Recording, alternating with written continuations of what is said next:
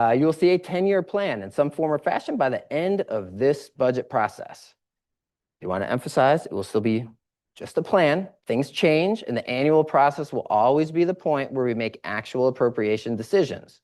We should have a solid overall picture of the major items that we could fund over the next 10 years.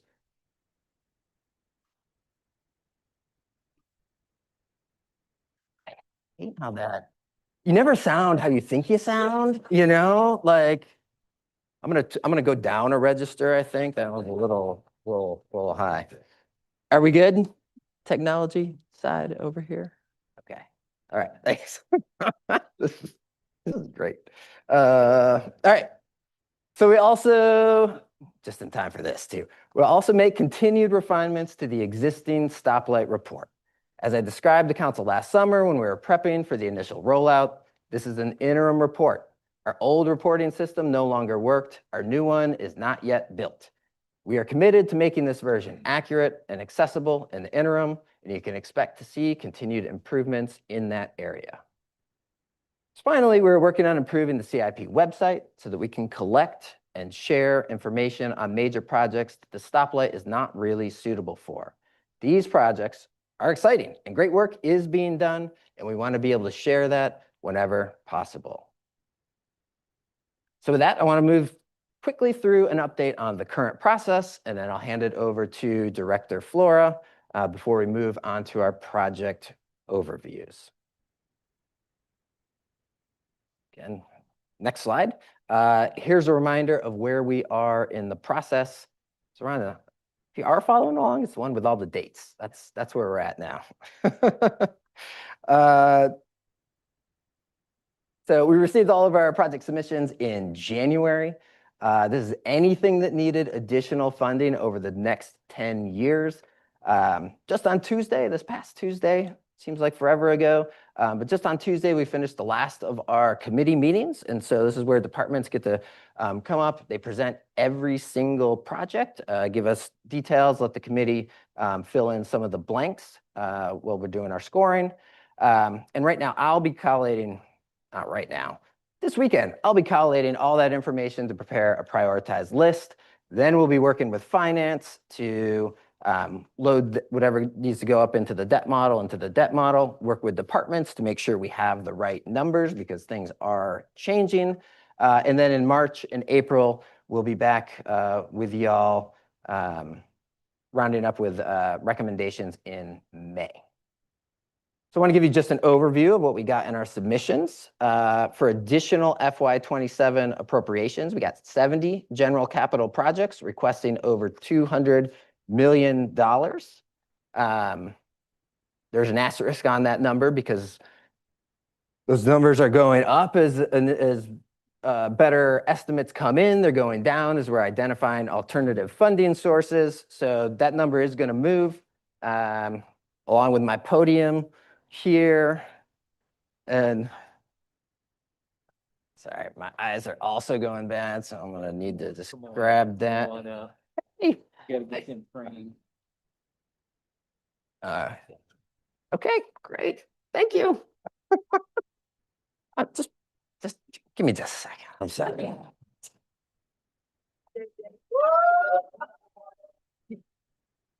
It's like on Saturday Night Live when they break character. I'm sorry. I had to break character there for just a second. Let me find where I am. This is super serious. I'm sorry.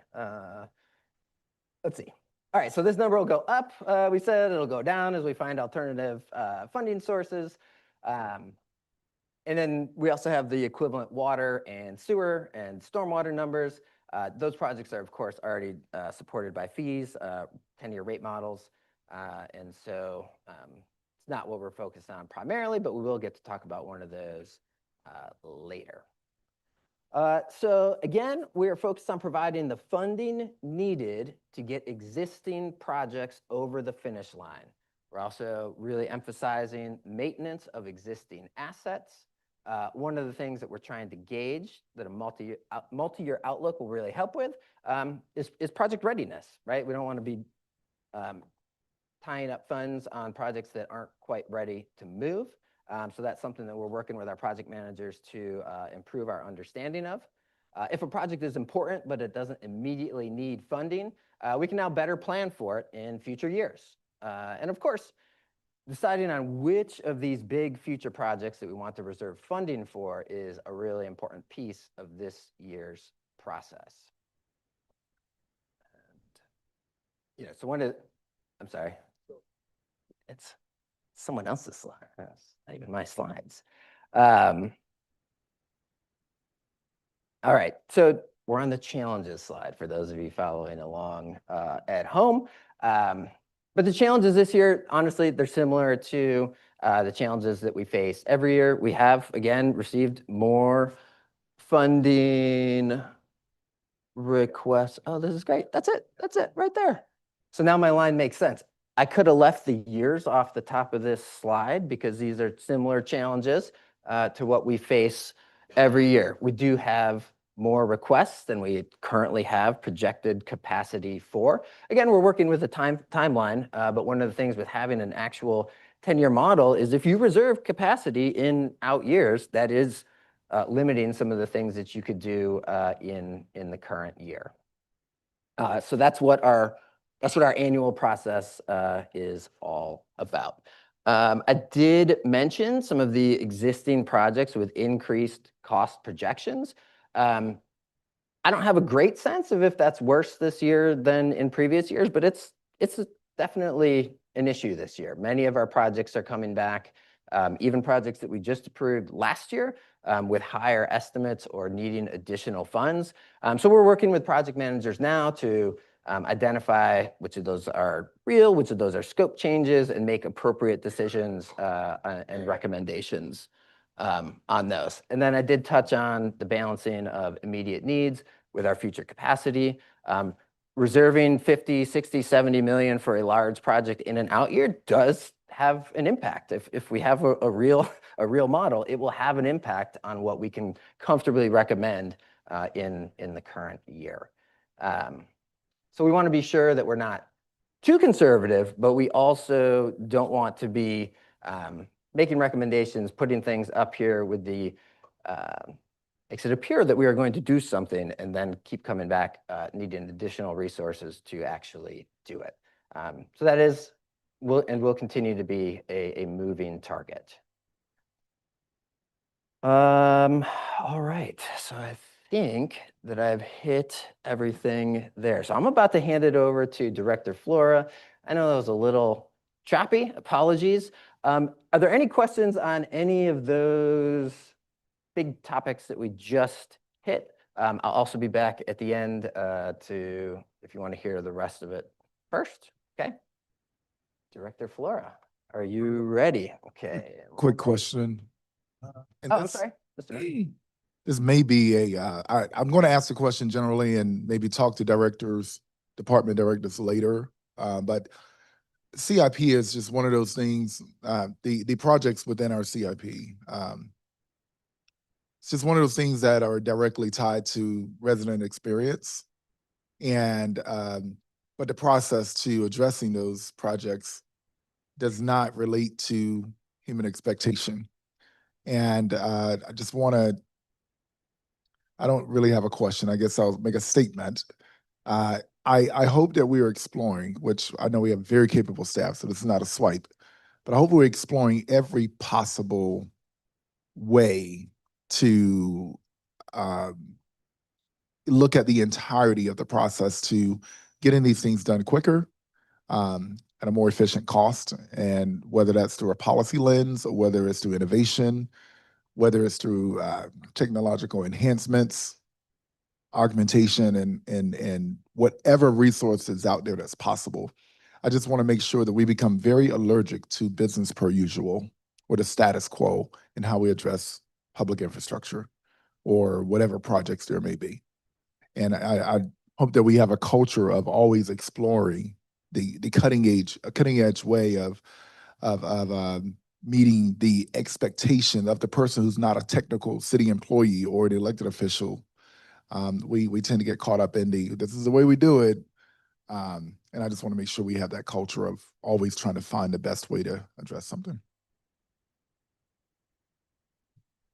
Thanks, Mr. Scott, for the presentation. Thanks for your poise there. And that was hard to, like, there's a lot of moving pieces around on the screen behind you. So thanks for that. So I have two questions. One is, so I appreciate the work to sort of to improve the process and get to this 10-year budget. It makes a lot of sense. Makes sort of like conceptually makes a lot of sense. Was the problem like technological before, or just did no one develop the spreadsheet, the 10-year spreadsheet? I mean, what was the gap before? It seems like you'd want to do that capital planning with a long time horizon. Yeah, I think the best way to put it is we're doing a lot more projects now than we have in the past, and we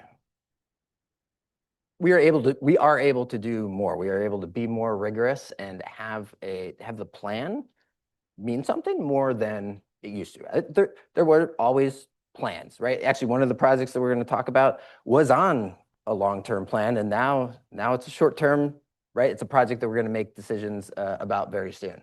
So I don't want to give the indication that there was no long-term planning. There certainly was. I think when the new manager came on last year, we heard the direction, the very strong direction to improve that, tighten that up, and make sure that it was something that we could make real decisions around. And then that is where we started off with the debt model. And so we've got a model where you can drop something in a future year and see the impact that it will have. And that is something, at least in my tenure, and again, I can't speak to what tools we did have previously. That's not a capability that we have now. And will that be for residents also very transparent? Because of residents have in the past have said, like, yeah, I see the CIP budget for next year, but like, and I know there's a bigger budget behind that, but I just can't see that. So will this be transparent for residents as well? The 10-year model? To me, it's one of the most critical reasons we're doing it. That right now, you guys want more information earlier in this process than we are able to give you. You guys would love to be able to help us make decisions right now about the CIP. Without the 10-year plan, we have not been getting you that information early enough because we have a 1-year process that ends in May when I present the budget. When we have this 10-year plan here at the budget work session, we will be able to say already, here's what you saw last year for year 2 of the plan. Here's where we're starting from. Can we get feedback from you now? That's also something that the public can contribute to. So that 10-year plan will be out there. It will be refreshed every year. So it doesn't mean it's static, and absolutely that's a guarantee, but it will certainly give people a lot more information than they have right now. Like, hey, I really want this trail. I'm excited about this trail. The city tells me it's budgeted right now 6 years out. So I can be realistic. Right now, those projects are kind of in the ether in a lot of people's minds. We are very close, and this is the second year in a 3-year process to get that plan built out, and that it can be predictable and reliable, because we don't want a hypothetical document. We want something that's based in reality so that expectations match our ability to deliver.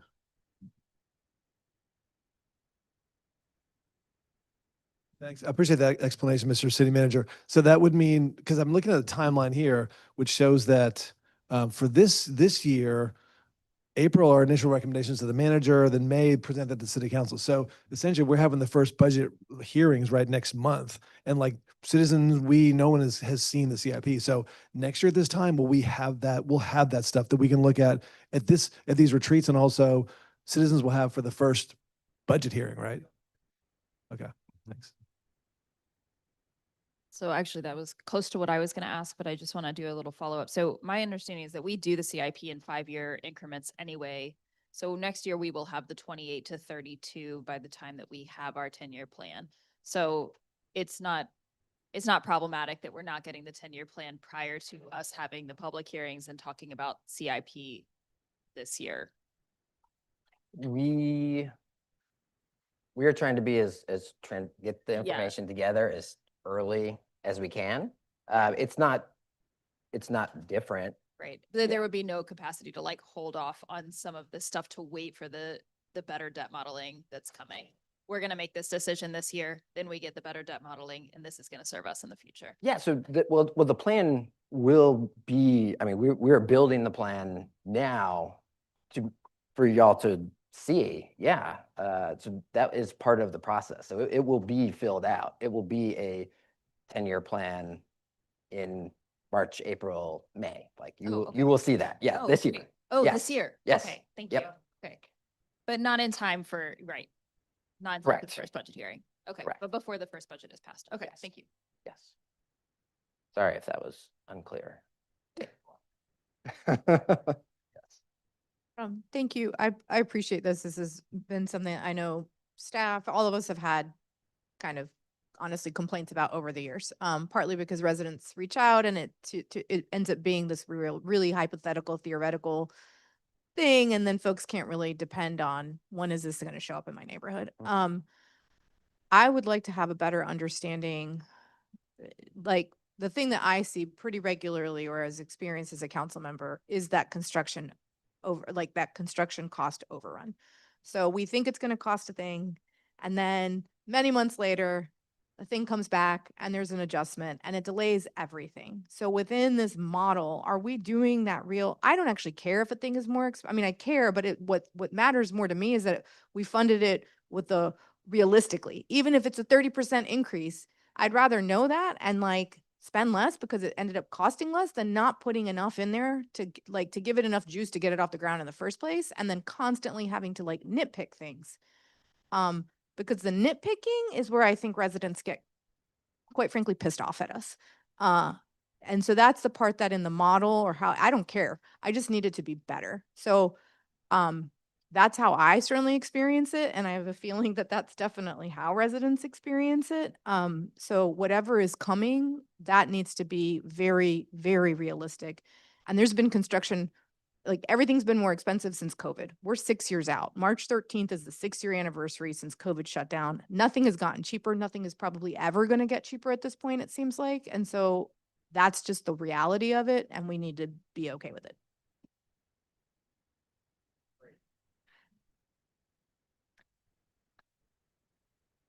All right, with that, we will transition to Director Flora, and then I'll come back to introduce some of our projects, and we'll go from there. Great, thank you very much. Can you all hear me? Good enough? Do I need to go that higher? Come on. I need to go higher, higher, higher. Here we go. You hear me? Okay, good. Tim Flora, Finance Director. So I've got 2 slides. I'll try to pack in a lot of information in those 2 slides. And really what I want to do is I want to go fast because I want to go get it in and out before technology goes down again. But anyway, so financing the debt model. And so here is just a couple slides to sort of get you behind the curtain on the things that we do in the background. And so I know there were some discussions about the 10-year model. And so know that we've always had an idea that we've always been modeling impacts of future projects. So this is not the 10-year plan is not really a new thing. My predecessor before me certainly had his way of doing things. There was communications with the department and budget in developing that CIP plan. And so this is just sort of a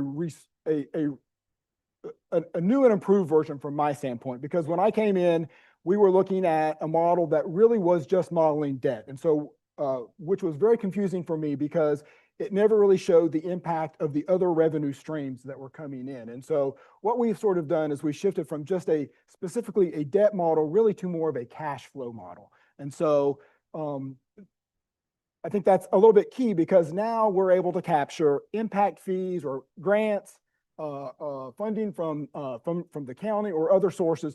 We were able to take that now into account as we're modeling. And so what we did this is year 2 that we have, this is the second year that we've done this modeling. And last year was sort of the trial. We've worked very closely with our financial advisors to get a model that they were using as well as we are using. So there will be continuity. If our staff leave, we know that we can go to our financial advisors and they can keep the model going.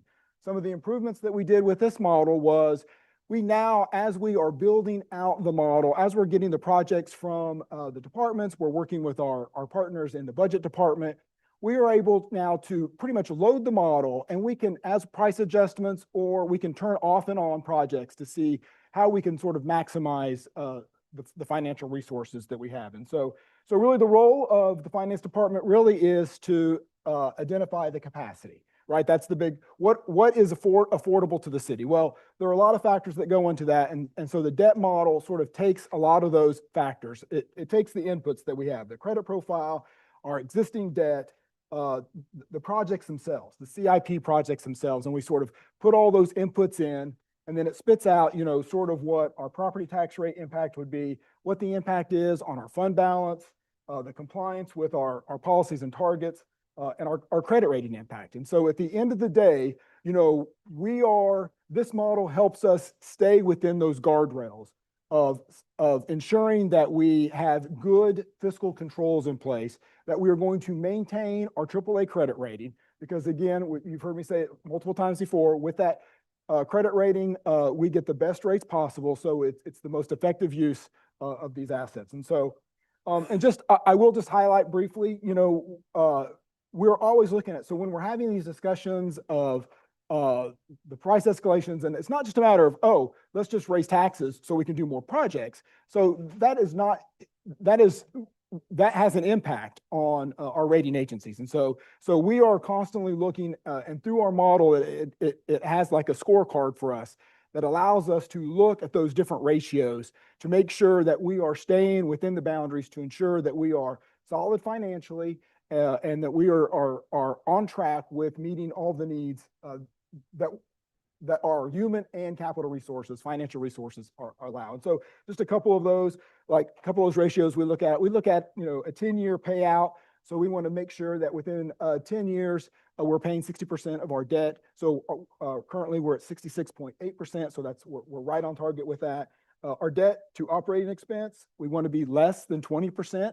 So we want to make sure our debt service is less than 20% of our total operating cost. So just as a heads up, we're at 16.5%. So that's we're right where we should be. Our debt to assessed value. So for your all's information, the assessed value of all the property in the city of Durham is $43.2 billion. And so we want to make sure that our debt to the assessed value is less than 2.5% of that. And so we're at 1.1%. So that's good. And then also we're always looking at what that debt per capita is, right? What is the debt spread across all of our residents? And so rating agencies like to be under $2,500. We currently are at a little over $1,600 and $1,600 of debt per capita. And so all of those are sort of factored into that rate model, and we built the rate model based upon all kinds of factors, growth and what have you. And so let's get to our preliminary results. There we go. Stay there. Okay. And so just so we are all on the same page, we have a debt portfolio this year that has exceeded $1 billion. So our debt portfolio has crossed over the $1 billion mark this year. I will say $614 million of that is related to utilities. Most of that are our enterprise funds. Most of that is our water utility. So $394 million is our governmental debt that we've got. And so what I am displaying here is just the general CIP. We've got 8 different ordinances for capital. We are really just at this discussion really is just about the general capital CIP. This is all of the general government ones. So this is what we're looking at there. This is paid out of the debt service fund, the CIP, the general debt service fund. So we have multiple debt service funds. This is the CIP debt service fund that we're talking about. This is the one that is funded with 7.39 cents of property taxes. And so that, if you know, that was 11 cents. We went revenue, it was revenue neutral. It's a little over the revenue neutral amount. We did increase by 0.55 cents from revenue neutral. 5.5 cents is EGI funding that is in this model as well as the 1.99 cents for the Go Durham, or not Go Durham, the Forever Connect Durham. There we go, Connect Durham bond referendum. So this is reflective of that model. Do we have that in other previous years? You all have broken that down, what you just shared. Is there a way that we could get that, the debt, for each fund, essentially? Okay, perfect. Thank you. I'm just trying to keep the discussion focused on the general CIP, but yes, we can have that information. And so, this model right here is the general CIP model. And so, if we look at the baseline scenario, so the baseline scenario is our current appropriated funds in the CIP, in addition to capacity that we have built for future years. And so don't think that the baseline is just currently funded projects. That baseline takes into account those 10-year projects that have already sort of been out there in the past that we've accounted for. Of that, $250 million is for paving, $100 million in this number is related to sidewalk repairs. There's a couple big projects I think that we've captured some capacity in the future, because we don't want to burn up all of our capacity at the future and then not have anything to spend in the future. And so this is what that baseline number represents. What I will also say, it is just taking into account the current tax rate, adjusting for growth. So I know we've had discussions in the past about a bond program. And so this is sort of stage one before we really get to the next stage to talk about what would happen if we had a bond program every 3 to 4 years, where we can take a referendum out to our voters and adjust those schedules. And so I just wanted to be clear about that. But what it shows is exactly what we were hoping it would show when we ran the numbers this year. It showed us that the model that we had we're piloting last year is doing exactly what we wanted to do. And so what it was showing, so the baseline amount really is sort of our starting point. That is, with all of those appropriated projects, approved projects from last year, with the capacity that we were building for future years, where we're at. Where it gets a little disappointing is the discussion we just had, price escalations, right? So in having conversations with our departments this year, current projects now have price escalations to them. And so what that second line, the dotted line, shows is the impact of just the price increases of our existing projects that we're looking at, in addition to reserving that future capacity that we've already talked about.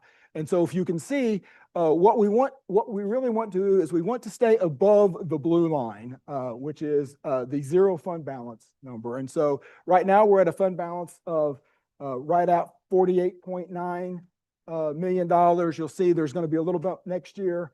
But then once we start looking at the cash flows, because again, I want to emphasize this model is a cash flow model. And so when we are working with departments, we are also getting what those project cash flows are looking like. And so we are managing the debt model based upon the ins and outs of cash.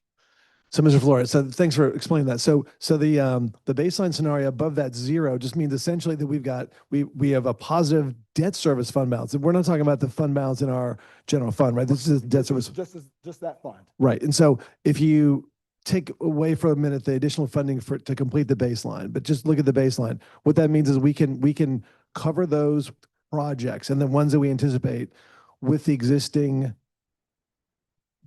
tax number based upon our current tax rate. Yeah, we can cover all that stuff, and we're going to keep a positive fund balance. And so what I would also like to point out is that the total capacity that you're looking at for that baseline is about $1.15 billion. And so of that, roughly half of that is existing projects. So really what we're looking at is almost $500 million of reserved capacity for those future projects. Now that is cash flow for those projects. So the cash flow would mean debt service payments, which would include the interest payments on the principal. And so what we're looking at is just based upon the preliminary information we've received from departments, if we start looking at those price escalations and we cover those costs, you'll see that while it is sustainable, we would be going negative around 2030. The red line is all of the other requests that we've received.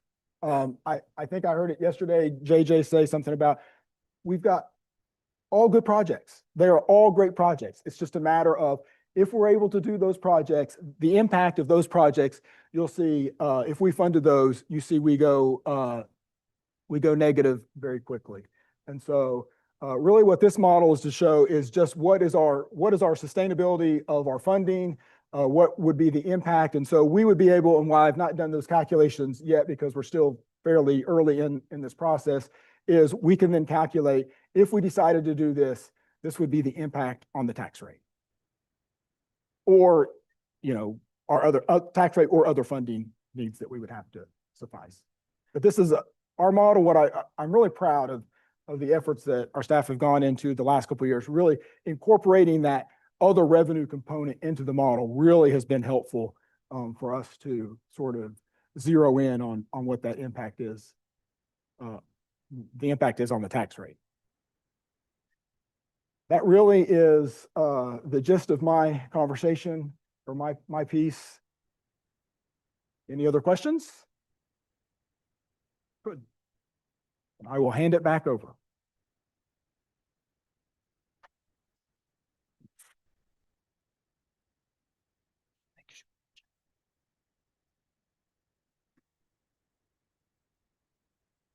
All right, thank you. If you could go to the next slide, please. I'm not sure our clicker is working up here.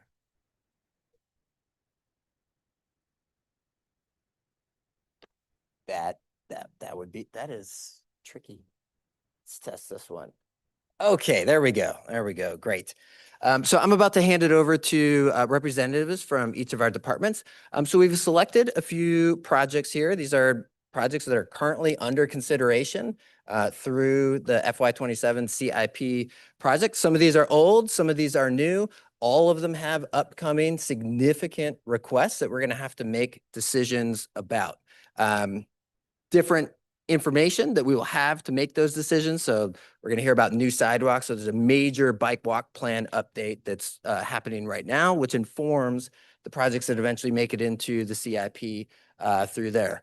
Mangum Roxborough, we talked a lot about last year. We have some capacity reserves, so we'll get an update on that. The fleet maintenance facility. So this is a project that I referred to earlier.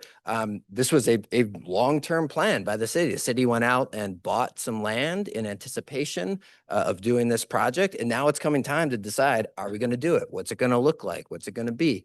So we'll get an update on that. Tier Quarry water supply. You've heard a lot about the WIP. We wanted to get one of our utility projects in here. This is another just major, we got to provide water, right? So they have a rate model, so it is a little different than the other projects here, but we do have a representative to talk about that. And then Third Fork Creek Trail, one of those projects that has been going for a while and that we're hoping to get over the finish line soon. So again, I have to have my little bit at the bottom. Just because we're talking about it here does not mean that it will be or it won't be funded. These are active discussions, active decisions that we have to make. We're trying to gather the best information that we can. But we wanted to bring these before you and give you that update and then receive feedback as appropriate. So with that, I'm going to hand it over to Sean to take us through the first two projects, actually. You might.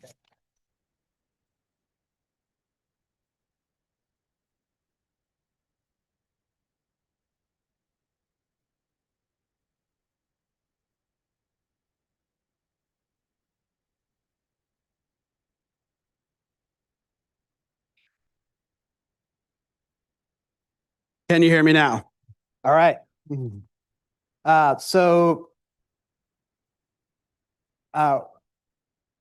The first project up is going to be the new sidewalks. If we can move to the next slide. Here, that one works. Okay. All right. So due to the existing $40 million balance from the 2024 Durham Connect bond, additional recurring CIP funding is being requested for FY30 and beyond. So for our out year requests.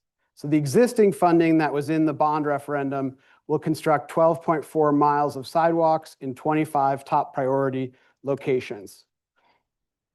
So the additional recurring funding totaling $319 million will be new projects that are being identified in the 2026 bike and walk update.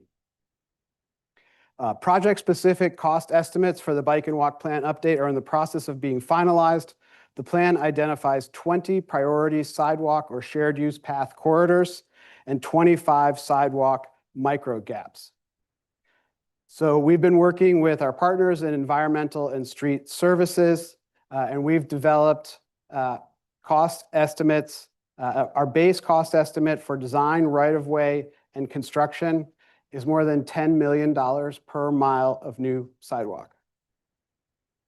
So the plan identifies 25.6 miles of priority corridors, as well as 2.1 miles of micro gaps.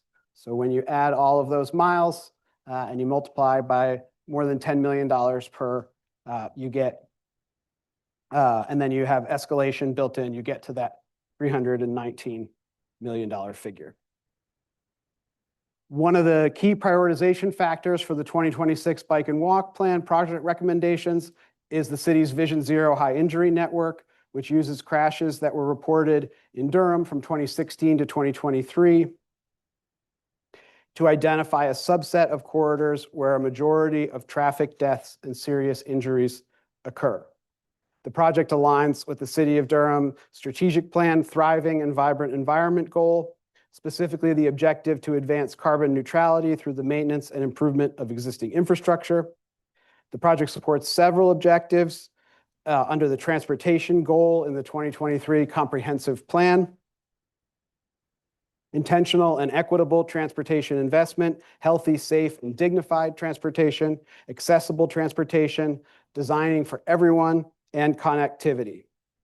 Non-motorized infrastructure projects like this one benefit residents who cannot afford or do not have access to reliable car transportation.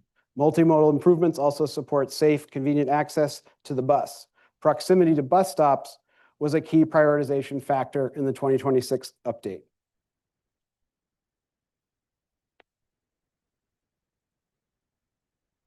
Sure. Or before you move slides. I know you just broke this down, but can you break it down one more time just for clarity? So when we passed the bond, we had a list of sidewalk repairs. Well, we had a list of project-ready repairs, and we had an idea of like some others that we would be doing. And we had an expenditure plan when we put it to ballot. Can you talk about how we get this recurring amount or the available budget of 40 million left over from the bond? So there was an allocation, and there were allocations in the bond for resurfacing of city streets, for paving of dirt or gravel roads, for sidewalk repair, and then for new sidewalk. So there was $40 million of that 115 was for new sidewalk projects. And we said that it would complete the funding package for 12.4 miles of new sidewalk projects. So those projects are getting underway this year. But those projects that have all been through the design and property acquisition, right-of-way acquisition process, and are moving into construction, those projects with that 40 million from the bond are all fully funded and ready to move forward. So that 12.4 miles will move forward because of the bond. So what this is kind of the next phase, the next round of sidewalk improvements that are being prioritized through the update to the bike and walk plan. So that's an additional 25.6 miles of new sidewalk corridors and an additional 2.1 miles of sidewalk gaps. Thank you. I just want to make sure we're really clear about this because it was so public, and I want people to understand exactly where that money went and where the additional money is coming from. So thank you.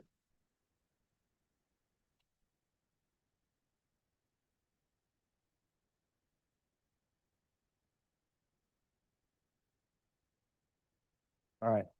Just to know, thanks, Ms. Regan. So the bike and walk plan update is the first time that the city and county together have done a bike and walk plan. We've had separate city plans, the county's done stuff. So this is the first time we've done a joint city-county plan, which is actually an important part of our collaboration with the county. So, and yeah, as Sean said, these are all addition, those 20 priority sidewalks and shared use paths and the 25 beyond. backup are above and beyond the bond, exactly.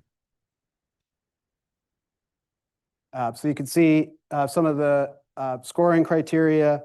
A key prioritization factor for the new sidewalks in the bike and walk plan was equity using NCDOT's Transportation Disadvantage Index. The index includes concentration of carless households, people with low incomes, people with mobility impairments, youth aged 15 and under, seniors, BIPOC population. This allowed the plan to identify priority corridors and micro gaps that have the greatest potential benefit for those residents. As I said, that 2026 plan is being finalized right now. You should see that probably in the April-May timeframe come to council. So are there questions about the sidewalks? All right. So this project will convert Roxborough Street and Mangum Street from one-way to two-way traffic between Markham and Lakewood Avenues, improving safety, walkability, and connectivity for all users while supporting recommendations from the Move Durham study. Design is fully funded and work started in 2025. 25% plans are expected to be complete this spring and 100% plans in the spring of 2028. The current one-way design encourages high speeds and creates unsafe conditions for pedestrians and cyclists.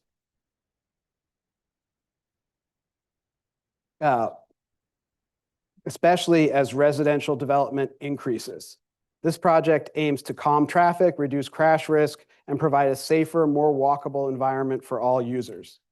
By encouraging walking and biking and improving multimodal options, the project aligns with community growth, economic development, and sustainability goals. That's a quick question on that. Mhm. What the two-way conversion, was that based on request or was that the best street design option for us? So it was recommended in the 2020 Move Durham study. We did a feasibility study and analysis and extensive community engagement. And the recommendation coming out of that feasibility study was that this was the best way to make those streets safe, was to do the two-way conversion. All right, and to be clear, I'm asking two-way conversion versus both side street parking, bike lane, single lane. Right. So the Two-way recommendation- conversion is not always going to be the best solution. So we have been open to different approaches, even for one-way pairs. But for the Mangum-Roxborough corridor, because of especially the widths of the corridor, you think about how wide that corridor is. Interstates. Library on Roxborough there, it really lent itself to a two-way conversion in a way that some other corridors, it might be better to keep them as one way, but reduce the number of travel lanes. To your point, Mr. Mayor, I know that we're talking about Mangum Roxborough, but the other one-way pair we talk about is Duke Gregson. As I understand, there is a request in the CIP this year for Duke Gregson for the design piece, I think, right? And in that one, I don't know if you can say, but it sounds like in that one, the recommendation may be one way each way, but with, as you were saying, with like parking, biking, whatever other lanes. I don't know if you can talk about that. So, some of the feedback that we've heard from council is to really focus on the cost effectiveness of these projects as well as readiness for implementation. And so those are significant factors that we're weighing right now as we do the analysis. The two-way conversion is a much more complex, much more involved process that, like I said, we've still got 2 more years of design. Our hope with Duke and Gregson is that we can find a solution that's less costly and can be implemented more quickly. In particular, we missed the window on NCDOT's resurfacing of Mangum and Roxborough. They're already resurfaced. We still have an opportunity with Duke and Gregson to utilize the state's planned resurfacing and then put a new and safer roadway configuration in as part of that, which would significantly reduce the cost. Thank you. On this slide and the one before, there's a bullet where it talks about department priority number 25 of 27, and then this one is, 21 of 27. yeah, could we actually get the list of all those department priorities? Christina? Thank you. The reason that they seem kind of low priorities for us is because we're not asking for any money in 27. So we bumped the projects with a $0 27 request down to the bottom of our list so that we use our priority points for the projects where we're asking for funding in the current budget year. That's helpful context. Thank you. So the project promotes long-term environmental sustainability by reducing greenhouse gas emissions through more efficient traffic flow, fewer circuitous routes. Safer ADA-compliant pedestrian facilities and improved crossings encourage walking and biking, support a shift away from single-occupancy vehicle trips. Additionally, modernized infrastructure enhances resilience to future transportation demands and climate impacts, while opportunities for improved drainage and reflective materials help mitigate urban heat and stormwater challenges. Converting Mangum and Roxborough to two-way traffic will calm speeds, reduce crashes, and create a more intuitive street network, making it easier for residents and visitors to navigate. Upgraded signals, ADA-compliant curb ramps, and safer pedestrian crossings support equitable access for all users, including those with disabilities. By encouraging walking and biking and improving multimodal options, the project aligns with community growth, economic development, and sustainability goals, ensuring the transportation network meets future demand. And then the last note that I'll close on is that's a photo of a sticky note from one of our public meetings that we had on the corridor. The text may be a little bit hard to read, but it says, "I'm a kid and cars don't stop for me here. The traffic should stop." Any questions on Mangum Roxborough? All right, thank you.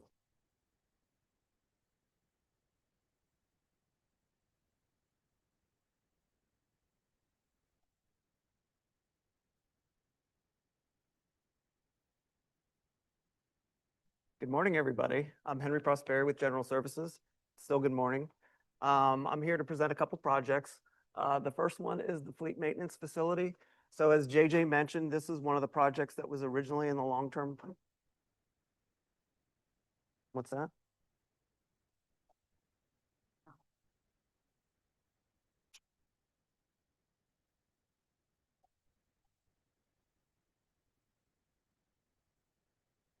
Okay, how's that? That a little better? Okay, thanks, Christina. So the fleet maintenance facility, this is. All right. Okay, so the fleet maintenance facility, as I was saying, this is a project that was originally in the long-term plan. And so we're putting it back in the long-term plan. So the request is for fiscal year. Is this not on? Okay. So the request is for fiscal year 28 through fiscal year 30. The request in fiscal year 28 is for a feasibility study, cost estimate, and some conceptual design. The request in fiscal year 29 is an earmark for design for $8 million. And then fiscal year 30, we have $42 million programmed in for construction. So fiscal year 29 and 30, they're just kind of earmarked right now. We really intend to do a cost estimate in that first year for a feasibility study where we'll come back and we'll update those just with more realistic prices. The original feasibility study was done in 2018, so that was 8 years ago. So we really want to dust off that original feasibility study and get more modern prices. So what's happened up to this date? In 2016, we did a needs assessment, and we hired a consulting firm to basically review the existing conditions of all the fleet facilities to see what the capacity is for growth. They projected out a certain percentage of growth to like 2030, I think at the time. And basically, according to this report, the fleet facilities and its current fleet services are in a space deficit, which is only going to increase as the fleet increases. So that was kind of the first step that we did. So as I mentioned, there was a fleet services feasibility study that was done in 2018. So we hired a consulting firm and they did some high-level options studying both the existing fleet and then some additional locations of city property. And again, they projected about a 3% growth projected out at that time to 2036. So what these high-level concepts yielded was that the existing fleet facility could probably be renovated for light duty or small vehicle maintenance. And then we needed capacity and we needed to construct another facility for the large duty or heavy vehicle maintenance. So another little tidbit that Director Clark gave me was that this new facility will eliminate the outdated and cramped conditions at the existing fire maintenance building, as well as since that operation will be relocated in the new facility that we're building, this transition also frees up value storage capacity of the fire training grounds at the fire department. So following that, that was in 2018. We had an opportunity to purchase some property in 2019. So there was a parcel of land. So Fleet is on Camden Avenue. So it's Midland Terrace and Camden Avenue where fire station number 9 is at that intersection. The city purchased property just behind fire station number 9, between fire station number 9 and the existing fleet facility. So we purchased that to help support this new program for the heavy and large vehicle maintenance. And so that's kind of where we're at with the project now. And we are getting it back in a long-term plan, again, with the first request to dust off that feasibility study in fiscal year 28. Any questions on that one?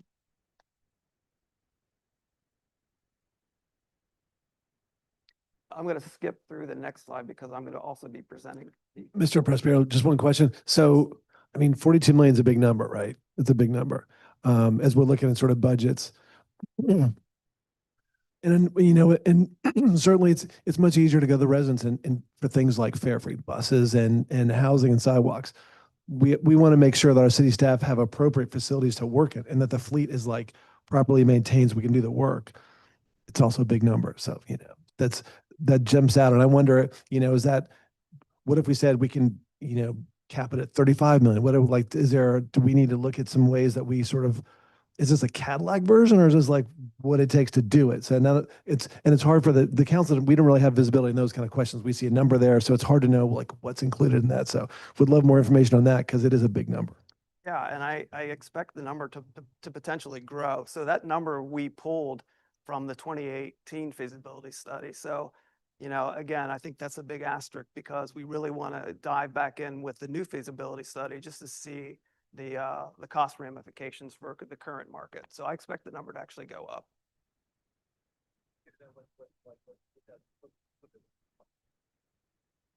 And I think what we're going to be developing is concepts with that feasibility study. So we did develop some concepts in the 2018 study and programmatically, you know, how big that building needed to be. But again, we really want to dust off that program and make sure that it's compatible with the current market. And I'll just offer Councilmember Resna say this. I think maybe longer term council members probably know this intuitively. I'll say it just for the benefit of everyone, especially for these back of house type facilities or facilities that don't serve the public.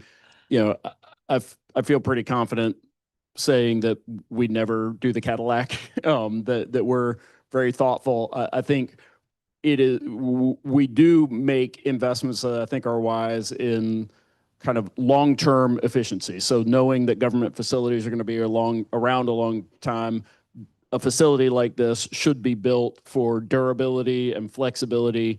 But, you know, where we don't need to make investments in terms of flourishes or nice to haves, I think that will always be the case for a facility like this.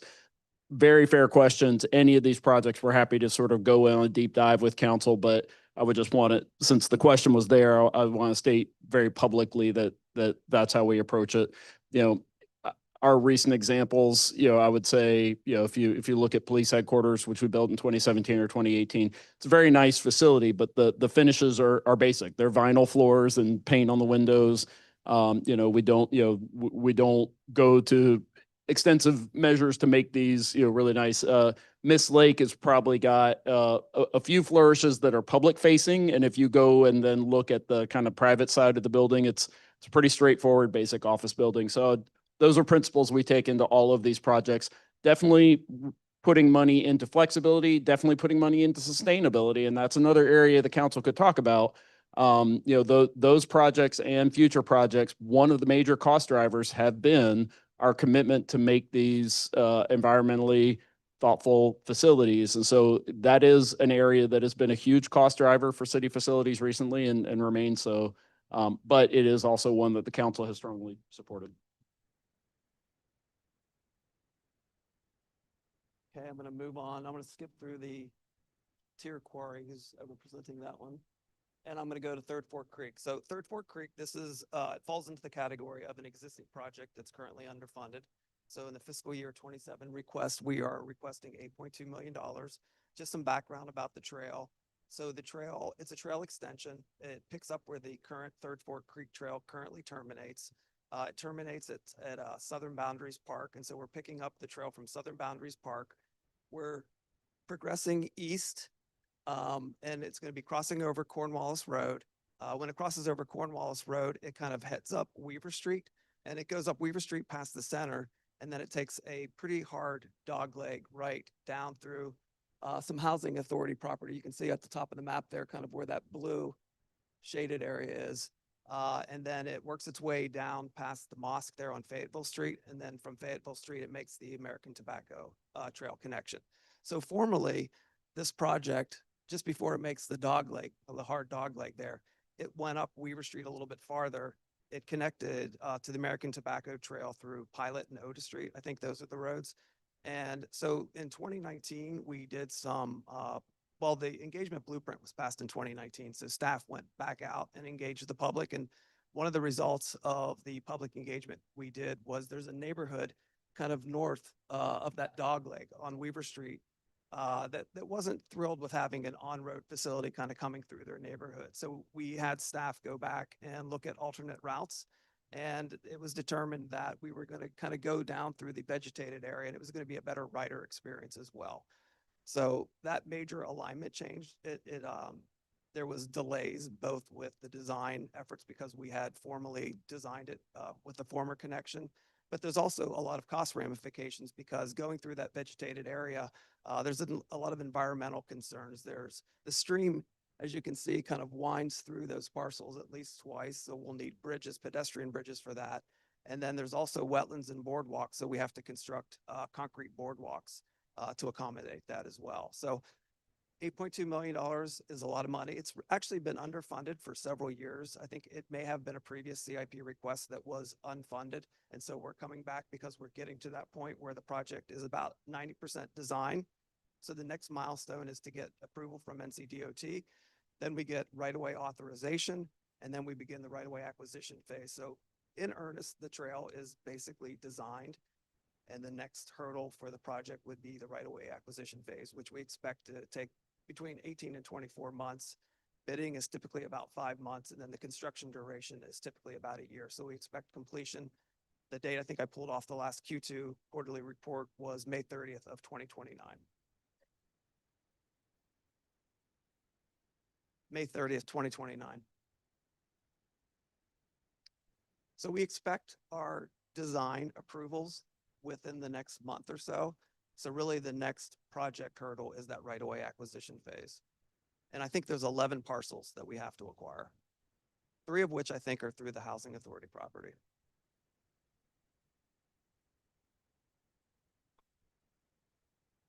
Thank you. This is one of the trails. I mean, I think we got federal funding for this one. Well, maybe 2018, 2019, we were awarded a not insignificant amount of federal funds.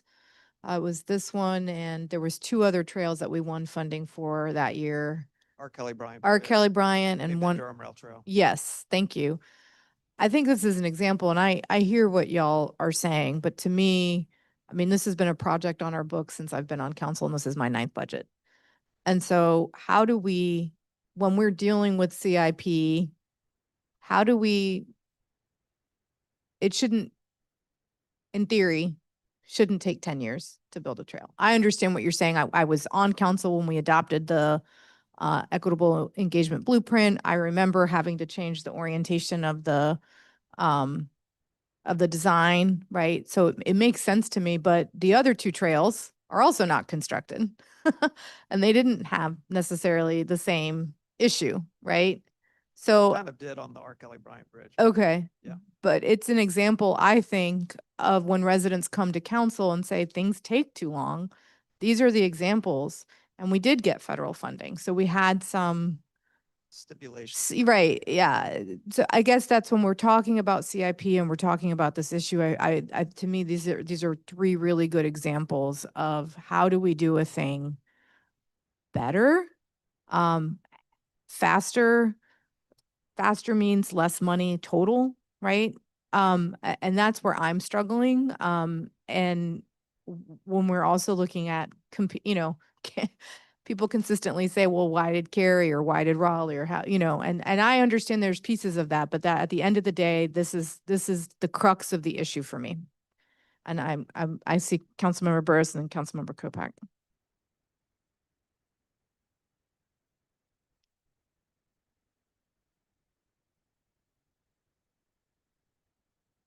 So just a quick question in regards to the, you said you had 11 parcels you need to acquire. So can you tell us more? Are these like residential or are there, and you said more about you had to acquire some from DHA. So can you just shed more details about initially, are these occupied residential units or are they just open spaces or what does it look like?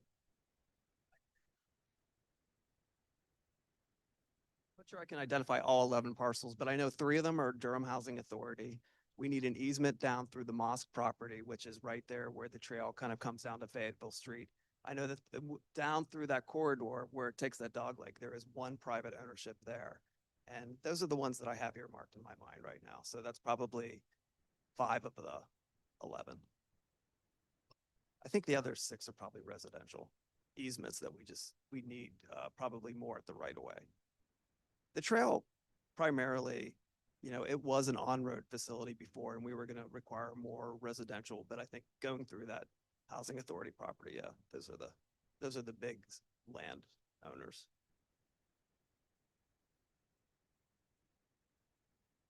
Yes, absolutely. Yeah, thank you, Mr. Prospero. And to highlight Pro Tem Caballero's comments, we may have already done this, but I think it'd be really helpful. And I know these are just example projects, right, to help us understand the broader CIP. There's a lot in there. So thank you for kind of highlighting these case studies. But have we done sort of case studies, postmortems on what can lead to the delay? Like what are the greatest drivers, right, of taking more time, to help us be able to evaluate, like, are we okay with what makes these projects take more time, or are there things that we should be changing? Because and I think along with that, like with the delay, what is the cost of that delay, in terms of how much more time a project will take because of our acceptance of the delay, and what do we trade off because of taking that more time? And whether it's this project or, like kind of Beltline rail trail, like these other ones, like both financially, but also perhaps, community benefit standpoint. And, the fact is that we can do a lot less over time too. So have we done that sort of analysis and shared that publicly? And if not, can it be shared? I'm sure you'll have a pretty good idea, right? I do. I mean, I think from my perspective, when you get federally funded projects, the federal process is very onerous. We have to go through the NCDOT process and there's a lot of approvals. There was a lot of NCDOT delays, specifically around the 2020, 2021, where we weren't getting our approvals back. We actually had the trail designed to about 60% when we made that alignment change. So we actually had to resubmit everything back to NCDOT. In doing that alignment change, we had to get design amendments for Kimley Horn, who's our design engineer. There was a second design amendment for getting the trail out of these environmental areas. So there was 2 pretty major design elements. I mean, the aggregate of those was probably about 2.5 years. And again, when you accept federal funds, you are accepting the process, and it's very much a mother may I type of process. And again, we're kind of at this design approval phase. We're like right on the doorstep of that, but then we have to get right-of-way authorization and then begin the right-of-way acquisition phase. So it's a very linear process, and the approvals do take quite a long time. So I've got a question. So on this, getting back to the multi-year planning on the budget. So you're showing here, and I appreciate the model here, like, or the case study. So for 34 Creek, the request is for 8.2 million in FY27. And will that complete the funding needed for this, or is that just 27? Is there more funding in 28, 29 to get this done? So we just had a construction cost estimate that was done in November and December. So this number reflects the most recent construction cost estimate escalated to when the trail would be built.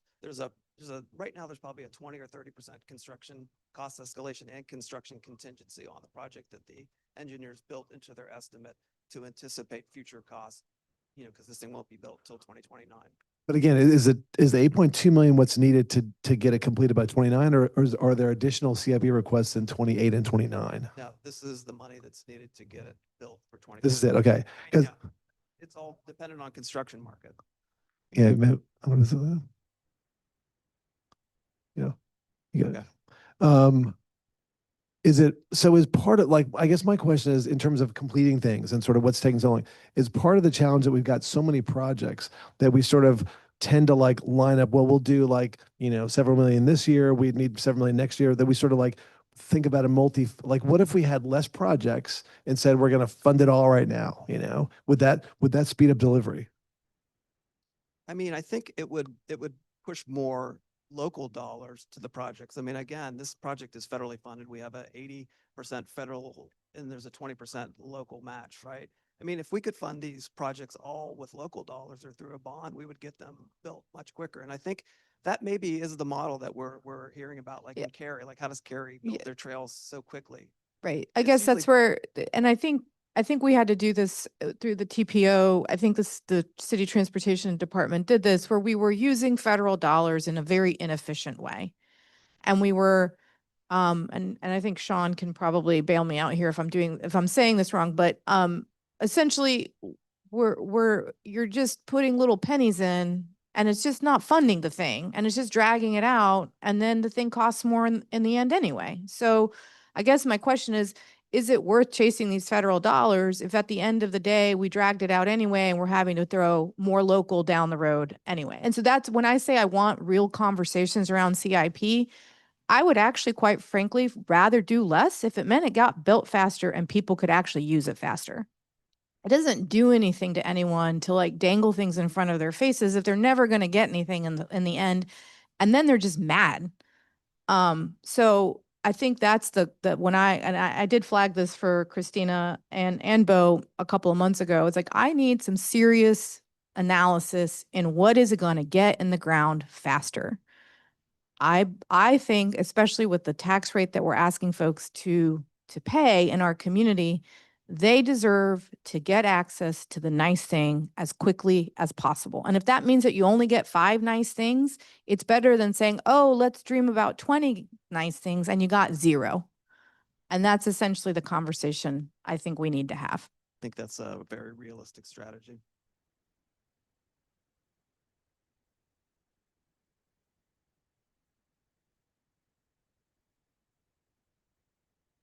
Any other questions?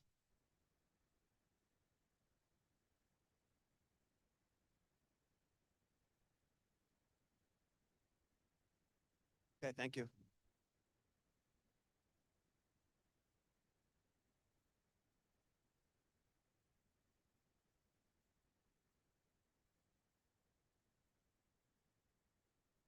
Can you hear me?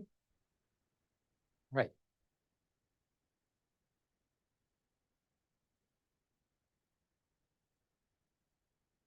Good afternoon, Mayor Williams, Mayor Pro Tem Caballeros, City Council. My name is Sid Miller. I am the Assistant Director for Administration, Communication, and Compliance for the Department of Water Management.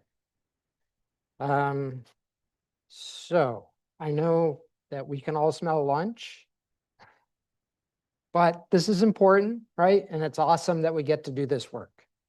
So Tier Quarry is one of several capital projects that my department has. This one began in the drought of 2007, 2008, when we bought this quarry for $1. $1. It's a storage volume that will hold 1.5 billion gallons of water. This project is about taking that water and treating it and sending it to our residents. So initially,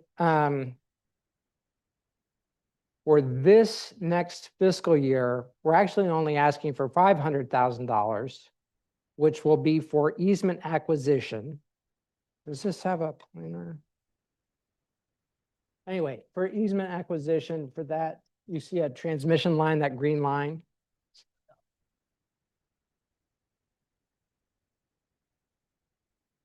Maybe that was rounded.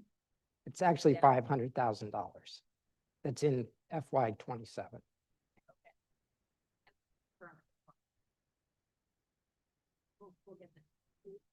But anyway, then fiscal year '28, it's $11 million to actually construct the transmission line. And it's possible that I'm looking at old information and that easement acquisition was pushed out a year.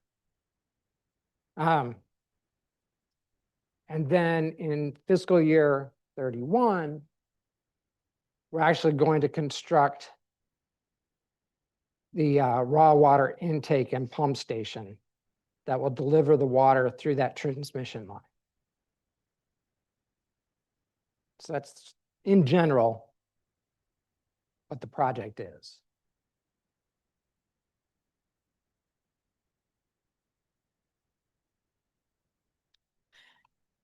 We love you for your brevity. Okay, so the 500,000 is coming out of the CIP, not from water funds. Well, not from the. It'll be from the water fund. So I can explain. So the CIP is broken up into different different ordinances, as our finance director spoke about. So water has its own CIP ordinance, and so they are paying for their CIP.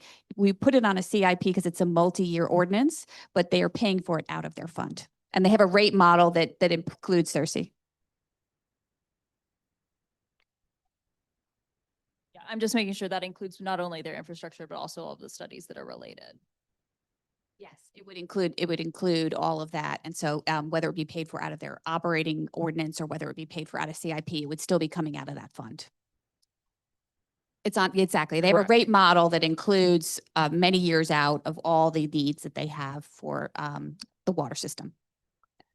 And speaking of studies, those were already paid for, and the detailed design is actually going to be at 60% in May, and it'll be completed this calendar year. Before we go too far, in regards to the easement acquisition, are we required as a city to purchase things at fair market value? Oh, yes. So no one can like sell that to us for $1 if they were interested? Oh, like, yeah, the easement acquisition doesn't work like we purchased this quarry. Okay, all right, just wanted that clarity. Thank you.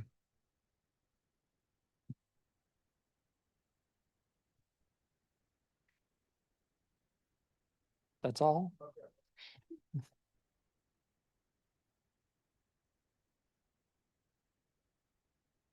So this, the tier quarry is more like sort of extra supply and when like for drought conditions. I mean, we're doing the Western intake for our big supply. So this is more like a. This will be additional storage. We can always use more storage. Right. But and more for sort of like for general use or for kind of like these kind of key drought periods or whatever. Primarily to provide more resilience during drought, so we don't have to ask our residents as often to restrict their water use. But really, it becomes part of our whole water supply portfolio. Yeah. I know a couple of years back, there were some concerns, there was some contaminated groundwater near the quarry site. Has that been mitigated, or is that also included in some of your budgetary plans to address those issues? It was determined that any of that contamination is slowly sinking further down in elevation. And also, very little of it is actually moving towards the quarry.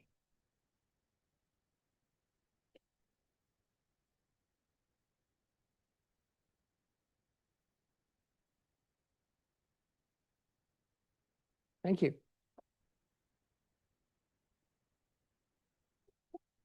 So in closing, we have a lot of additional information coming in. We have much better tools with which to process that information. It is not going to make the decisions any easier, but it is going to hopefully give us more clarity about the impact of the decisions that we are going to make. This has been a very fruitful discussion. Very much appreciate it. We're going to go back and continue our work, and we will be back with you to talk capital projects in the not too distant future. So thank you for your time. Christina, are you going to send us to lunch? Apologies. Yes, I was going to say that lunch is here and ready for us. We are slightly behind our schedule, so I would recommend that we maybe do a working lunch for our city council budget request. So if you give us probably 15 minutes or so to kind of, or to get set up, if you all want to get your lunch, and then we can come back and start that process, if that sounds good.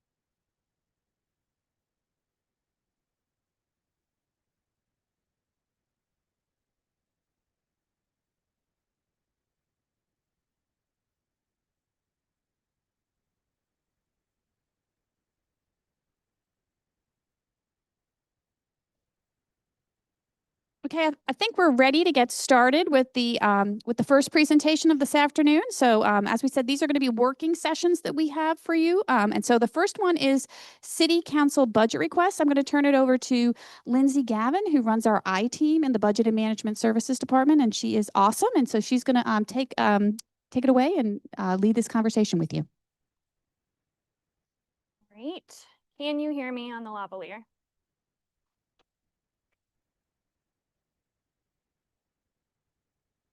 That at all better?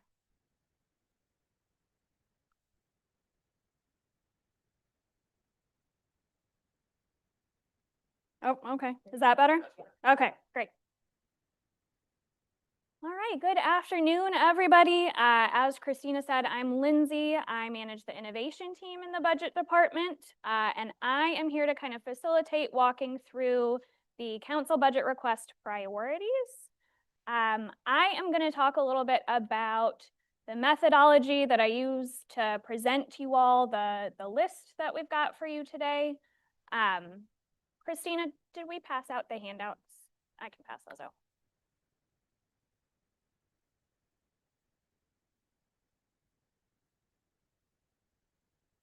Okay, thank you. So I'll talk a little bit about the sort of scoring system that we use, the results, and I do want to emphasize something the city manager said last year. This is one avenue for you all to express sort of what you would like to see as budget priorities. It's not the only chance that you get to talk about these things. So just keeping that in mind. I will then open the floor for discussion. Last year, we just kind of did a round robin to discuss the results, to discuss anything else, any questions that you wanted to raise, and then we will kind of go from there. But I'll keep an eye on time and I'll kind of walk us through the process as we go.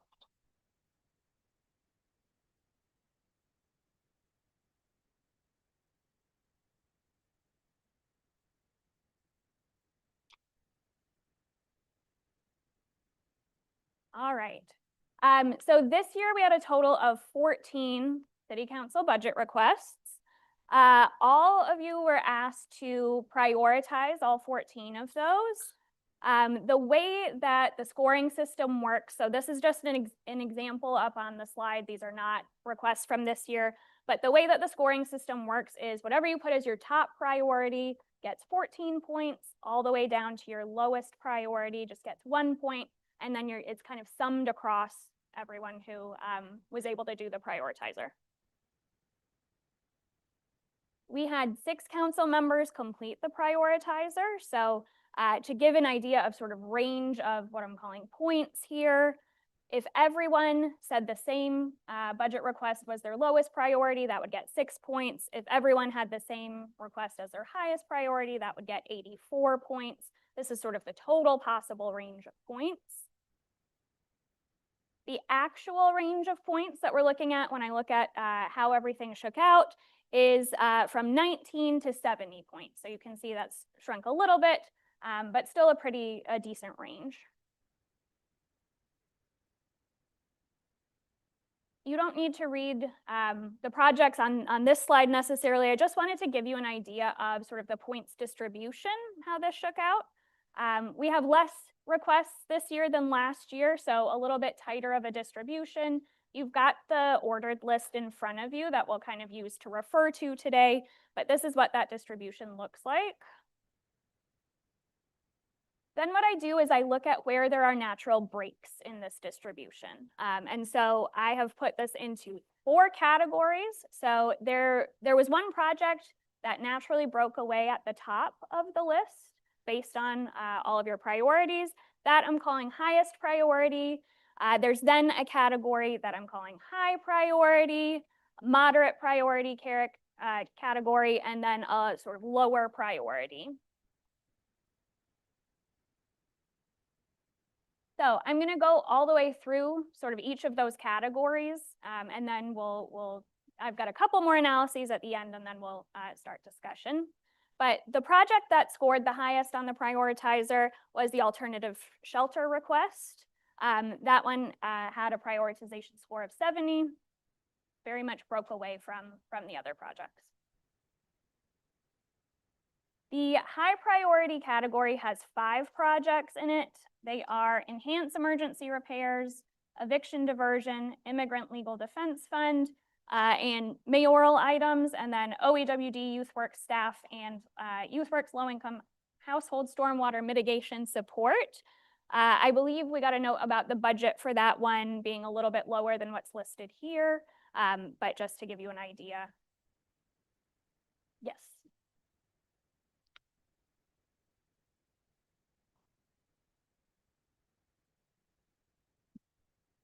Thank you. Yeah, I had indicated based on staff feedback that that was slightly lower, but I think actually 3 of the items on this list are all, partially or fully reflected in what we then saw from staff. And so it'd be interesting to think about as we go along how we take that into account when we think about priorities. But that's why I thought I'd just let folks know that it's less than that because one part of that was already in the staff budget. Thanks.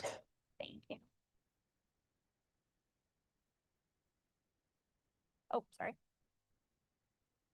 Thank you. So I just want to, because there was not we were able to do like a notes capture on our document. Yeah. And so there was a lot of context for mine, which was like identified as a need, but if it was reflected in a department ask or somewhere else, I just want to highlight like, so the emergency, not the one that scored 70, I forgot, like that's getting captured in our homeless strategic plan. Or parts of it. Yeah. And eviction diversion, right? And so, and I actually asked that in my note on eviction diversion. While I scored it high, it was like, is this coming from somewhere else as well? And how does it tie back to the homeless strategic plan, which it does. And so it's, in my mind, I would think that like, if you took these numbers and added them up, it looks like a lot of money. But if you actually line them up to where they're already being asked from elsewhere, it actually is a small amount of money. And so how are we going to get to that point, I guess and I'm assuming you're going to walk us through that.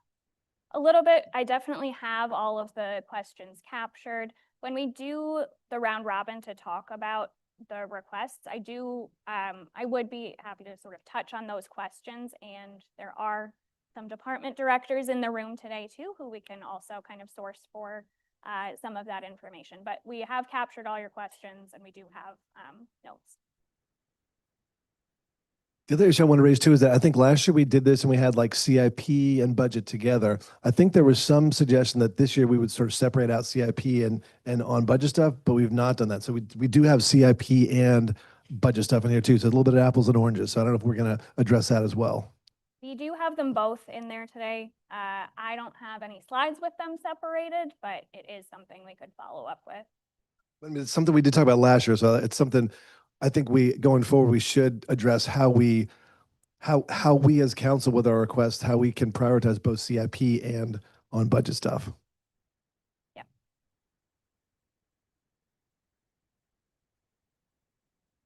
Am I good to go on? Yeah, and colleagues, as I've spoken to all of you, when we do the round robin is when I'll discuss my actual budget request, and sorry for the delay. My prioritization is in there, but I'm sure you probably didn't see it because it was after you prepared this. So. All right. Okay. To move on to the next category, which is the moderate priority category, which has 6 projects in it. We have the Economic Development Plan, Community Healing Ambassadors, additional capacity at OEWD to support financial empowerment, Communities in Partnership, fare-free buses, which is one that I know a lot of folks had comments on about this coming forward as staff recommendation, the study to fix the loop. Those are the projects that are on the moderate category. The final category includes the CIP funding for athletic courts and the Carolina Theater request. I just have a couple more notes before I'll turn it over for round robin. We talked a little bit last year, and I wanted to raise this again this year. There are some requests that had a good bit of variation between council members in terms of where they fell on the priorities list. And so those with the most variance are the ones that are listed up here. Fare-free buses, we had scores between 1 and 14, again, probably for the note that I just mentioned. Capacity at OEWD also had between 1 and 14, community healing ambassadors between 1 and 12, and then you can see the other two as well also had pretty high range in scoring. The last thing I've included, and apologies, it's hard to see the top of this, but this is something that was asked for last year, was can we look at high, medium, low priority and high, medium, low cost categories in sort of a matrix format? So I wanted to include this, happy to send this out afterwards also, but just so you can kind of see where the cost categories are across the top, the priority in terms of points that they scored are across the y-axis. And I am happy to open the tool if we are ready for discussion, or Councilmember Cook, did you want to add a comment? Are we going to see something different than the list we've got in front of us? That is the prioritized list. The matrix is just sort of added information if we think about the cost information also. Yeah, so I just wanted to address, and I talked about this very briefly last time. This year, we didn't have an opportunity to last year we did like a very 2-minute every project before we did the prioritization. And this year we didn't have the opportunity to do that. And I did think that we were going to have some movement in the prioritization tool, but it just got released very early. Thank you for, y'all were totally on the ball and we were not on the ball, but yeah, I ranked fare-free buses kind of low because I knew that we were all in agreement that it was happening. So I think that one can just be like chopped off this list, honestly. And then I wanted to speak to the other two, which Mayor Pro Tem alluded to. Our proposals were due before I got the homelessness framework. So these were just like stabs in the dark, but they actually ended up aligning like pretty well, unsurprisingly, because if you live in this world, you already know that these are the needs, but they ended up aligning really, really closely with some components of the homelessness framework. I'm not attached to the money going to those places necessarily if it makes more sense for them to go elsewhere. I just didn't have anything in front of me when I submitted. So I'm eager to hear from community safety later and see what that looks like. But just wanted to explain why you got what you got, which is that I took a stab in the dark. And yeah, I think the other thing that's like difficult, and we talked a little bit about this last year, but just comes to mind again, is that like we don't see the department priorities beforehand. And so we don't know when our requests are duplicative. And we also maybe don't know if like parts of our requests are duplicative. And so I do feel like we sent them in pretty early, and it would be helpful if like I think they did get sent out to their specific departments, or some of them maybe did, to departments where they aligned, but like it would be helpful to get that feedback and then be able to amend our asks based on it, and at least have a little area where we could specifically say like, this is already included somewhere else, or like, and I'm including it again because I want to extra prioritize it, or like, I've taken this out because it's already included elsewhere, but it's still very important to me. Just would be helpful to have that information. So. Well, I mean, it's like we submitted these in January. I think the department got some of them and looked over them, right? And we're like, saw how they aligned with their own departmental asks. And then it would be helpful if we got that feedback before we then do the prioritization tool, because it just is helpful to like, I mean, we heard that we really fare-free buses ran the gamut from like number 1 to number 14, right? It's like no one knew what to do with it because we all do want to show that we prioritize it. And we also know, I mean, frankly, that like these lists get asked for in public records. And so like people are going to like look at this and like determine what we care about from them, which is really strange because like, it's so much better to have that conversation out in the open, because like last year, I think I put something really low because I knew that it was already in the budget. And then people were like, oh, you don't care about this thing. And I was like, that's not true at all. I just had already talked to the manager and I knew that it was getting in there. So it didn't put it in my budget priorities. So just like some thoughts about how to make this tool a little bit more useful for us moving forward, as opposed to just, I don't want to be sitting here like virtue signaling. I just don't think we're getting any work done that way. So I want to make sure that we're actually like being effective. I think there's some really good dialogue, and I mean this, what you guys want out of this and what we want out of it, and trying to find a place. So kind of to that. So here's what's useful to me. when this process is done, the most important thing to me is the order of items, highest to lowest, that reflects some level of consensus. Because when we go through our budget process, and this is what we did with it last year, if it's high up on your list, then it helps me understand where your priorities are. What I know is a little different for y'all than for me, but I'm gonna stick to my guns on this, is whether or not it may be coming from a department or not, putting it high on your list still tells me to fund it. So in the example of this year, the alternative shelter, I have not made any commitments, even though I know we have a really great plan that I was really instrumental in bringing forward. I have not made any commitments about what to fund yet. So even though that is in a departmental budget, even though I know where it stands, and even though it is likely something that I know is a high priority, it showing up on the top of this list absolutely sends me a really clear message. Now, here's what happens if you guys don't do that process in earnest. So let's take Fare Free. Fare Free shows up pretty low on this list. But we just had a conversation where all 7 of you said Fare Free next year. So what that really does for me is it moves Fare Free up to the top of the list and everything else moves down. So one way or the other, you're getting what you want and you're getting what you tell us to do. This tool helps us to put especially things that are maybe in the middle of the pack in order of importance. And as we go through the budget and understand where the capacity is, high or low, if you told me in this process or some other process, it's at the top, I'm going to put it at the top. So one way or the other, in my mind, you get what you want. I think what I heard from you, though, which is useful feedback, is other people are looking at how we do this. And so just having more clarity to them about when we are asking or what we're asking for. I also, and I said this last year and it didn't change at all this year, the dollar amount that you put in there to me is always going to be a swag. And if the priority goes up there and it's something we try and fund, we're going to do a lot more work to try and get to the right dollar amount. And then we're going to tell you what that is. So as you head into this today, knowing that this process may still have flaws in terms of how you feel about it, to make it successful today, what I would ask is when you're done, the priority order reflects about as close as you can get to consensus about what's the highest and what's the lowest and what falls in between. And my promise to you is that will be very helpful for us moving forward in the budget. Thank you. That's actually really helpful.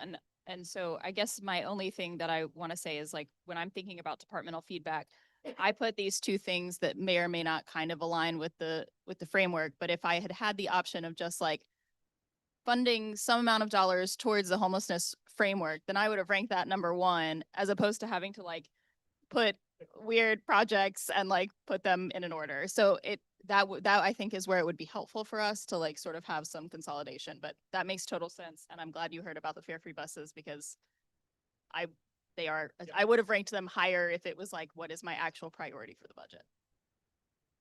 Just a note of feedback, this process as a newer council member has not been efficient at all. And so a lot of explainers have been helpful weeks ago to help guys navigate through the process, because now it's feeling like everything's coming down today. So moving forward, I think that'd be helpful to rethink how we work this to more of an efficient process, make sure we have clarifying information at the onset, opposed to getting to the actual hearing dates. We'll just get to this point and not have that understanding. So that'd be, I think we kind of, yeah, we'll talk offline. I was going to open it up for discussion next. So I don't know if maybe you want to start. Yeah, and normally I wait until the end, but today I'll go first. Considering that if you're looking at the screen like I am, you're like, oh, it's only 6 respondents and where are the mayor's budget requests. So I would like to open up this discussion with stating mine. Unfortunately, there were just some things that came after this process was required that I felt needed an immediate response, and wanted to go ahead and put it in the budget. So as we are considering, what we have before us, my philosophy behind my budget requests were low dollar with high return and high impact. I'll start off with the World University Games. In 2029, you have the Olympics, but in 2029, the Triangle and the Triad will be hosting the World University Games. Each city between, Winston-Salem, Greensboro, High Point area, and then, of course, all in between, and then the Triangle, Raleigh, Durham, Chapel Hill, Cary, Morrisville, Apex, Carrboro, Chapel Hill, have committed to a contribution to help with the operations of the World University Games. I am going to be requesting some lobby support because I believe this is something that the federal government should be heavily involved in.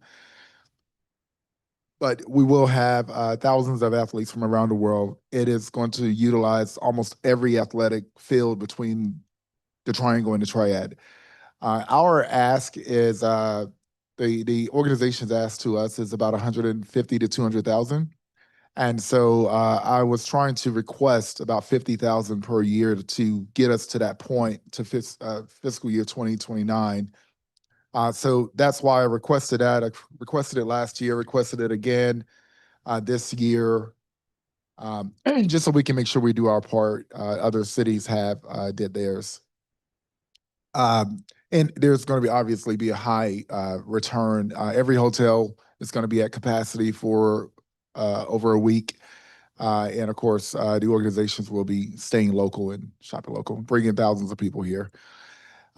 In the immediate for us here, I'm requesting a $100,000 one-time allocation to partner with the Durham Public Schools Foundation. And this is to focus on after-school care in our parks and rec area, our facilities. We do have a planning meeting. I am looking to supplement this with private fundraising as well. My philosophy personally is not to have the budget fund everything for everybody for everything. But I think this will be a huge injection into positive youth engagement in regards to what we're experiencing with just some of the lack of engagement and youth violence as of late. Annually, we have the Bembe Festival, which is a huge turnout, but that's the only community mass concert that we have. I'm requesting that this is more so like activation of local economy, that we have another event. So basically and hopefully having it around the NCCU homecoming time. If you are familiar with Greensboro does this similar format. And basically the city hosts a concert, sort of like we do with Bembe, but they do it around North Carolina A&T's homecoming, and it tripled the economic return. Last year, NCCU bought in they had a $2.4 million economic impact. I'm requesting a few things to happen, a concert like the Bembe style, but around that time to really forge a true partnership with all of those people that are coming to town, where we extend the activity to downtown Durham, and as well as some other nighttime activation events, and of course with the public safety support with all off-duty officers. I think that we could potentially double the economic impact, if not triple, if we were to do that. And there's a few task forces that I'm pulling together. These are I'm requesting, I believe, 15,000 for this is a youth advisory council, but also a mayor's corporate partners roundtable. This is working with organizations or companies in our region that have a significant impact on Durham, that are high, net worth, and placing a lot of what we are doing, such as our homelessness plan, our housing plan, our economic development plan, public safety plan, putting the inventory of plans that we have in front of the corporate community. And it may not even need $15,000. I believe that dollar figure came from our notes that was somehow submitted. But basically just some support around pulling entities together to help fund some of the major plans we have. I believe that it's much more efficient to go to our corporate community with a suite of options rather than just one-offs. I know we're addressing the homelessness plan right now, but I've been speaking to the business community, the corporate community, and they all love this idea. Having them in the room and saying, this is what the city of Durham is focusing on. This is how we'd like you to support, and then providing more of a active two-way street engagement with our corporate community. So those are the requests that I have. They're also in your inbox, and I'll be definitely, yeah, these are the ones that were sent out to everyone's. That's the one that's already in here. The mayoral items, yeah. Yep. Oh, I didn't even say that, did I? The total for Durham Public Schools Foundation was 100,000. The total for the local economic activation is 100,000. Mm-hmm. Which would include, I don't want to overprescribe for departments, but you know, some of that included like tying the Christmas parade with the tree lighting, the timing of it. When businesses are open, more people are downtown, having them to actually, you know, shop at the businesses. And right now we do it in the morning and not many things are open. Thank you. Also, just supporting some of the work that's already being done. And I think that may be in some budgets already. But again, like we were talking earlier, some of the things we're requesting may already be in that.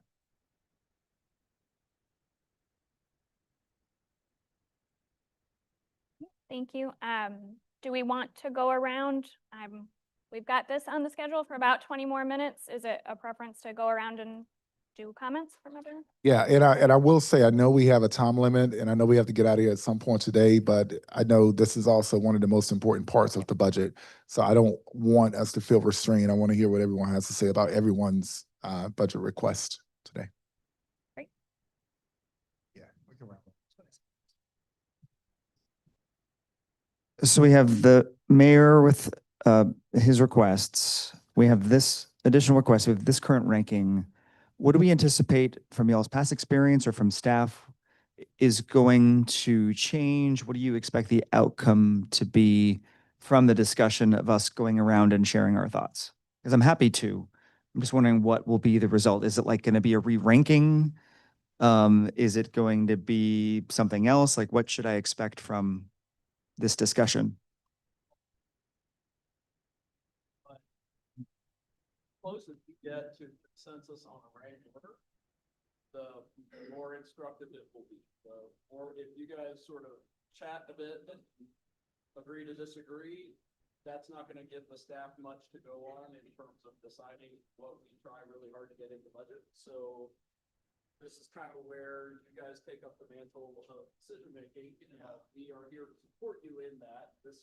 These prioritization tools were to give you a conversation starter and give you different looks at what you came back and said. Mm-hmm. But ultimately, these 2 days are all about directing the staff going forward to try and get some things in the budget. So however you as a council want to communicate that to me and the staff who are listening, as I said earlier, a perfect example of it is 7 people say this is the exact ranking we want, we all agree. If we don't quite get there, you know, as much clarity as you can give us. Yeah. The less likely we are to satisfy you. Yeah. Well, I understand this is a process and evolution, and next year will be another opportunity to go through this together. As I reflect on how to approach this discussion, you know, we've talked about this, Mr. Manager. For me, it seems like this is kind of serving 2 purposes. One, it's to reflect on our strength of support for major city priorities. In that regard, many of them are not on here, right? They're just like they're not included in the discussion. And so it makes it difficult to consider one major priority against another major priority because we're not looking at kind of everything together. The other purpose it seems to serve is giving city council members the opportunity to advocate for pilots, additional ideas, things that may not be a core strategic priority of the city, but we would like to see reflected in some way. almost like through an earmark process. I mean, maybe it's a council version of participatory budgeting. And so I'm trying to wrestle with like the dual purpose of this exercise as I think about how to proceed in this discussion. So I'm going to see if other colleagues have any thoughts, and then I'll decide how I want to weigh in.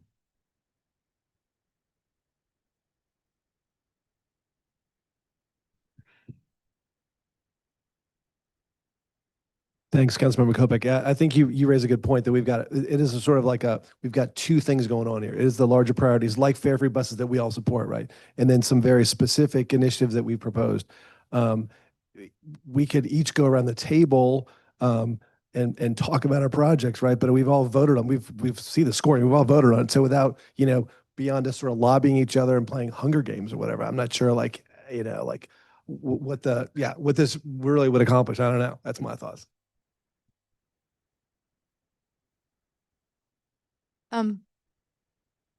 I think, and this is just for me, I think what would be helpful at to the manager's point, I had questions that my prioritization changes based on the information being provided based on my questions. So I think the home repair item that Councilmember Baker put in makes sense. I also know there's dollars in Forever Home Durham that may not be utilized effectively. And so why would I add more money to a restrained budget that we know is hard when there's probably money somewhere else that could cover that? And so then the total amount, I look at the ask as a total amount of a thing, right? That's how y'all put it forward to us. The first retreat, it was however many $1 million put forward through council asks, but that isn't actually an accurate number. And it's not an accurate number, and it's not a real number, because if that same ask is getting put forward by a department, then it's actually not a council ask. It's just a priority, which is what Manager Ferguson is saying. And those are two separate things. There's money and then there's priorities. And what the budget essentially is trying to marry those two things to get us to June 30th, and it's balanced and whatever. So I think what would be helpful for me is to have an analysis by budget to tell me where else is this showing up in the budget, and can I take that number off of my total? And then from there, these are the places that are the difference of, and then I think you could say, okay, what's left? Does it make sense to fund, Councilmember Rist's asks and the mayor's asks are similar. It's small amounts of money, one-time things to Carolina Theater and this homecoming request. Those might be perfectly fine. They're not a lot of money, but I don't necessarily have enough information right now to make that a priority. And I just wanted to make sure that council had seen, we had created kind of a spreadsheet, and we did reach out to departments. And so it may not be all the information you need, but there was some information that departments had provided. So if there are other additional questions, we can also provide that. But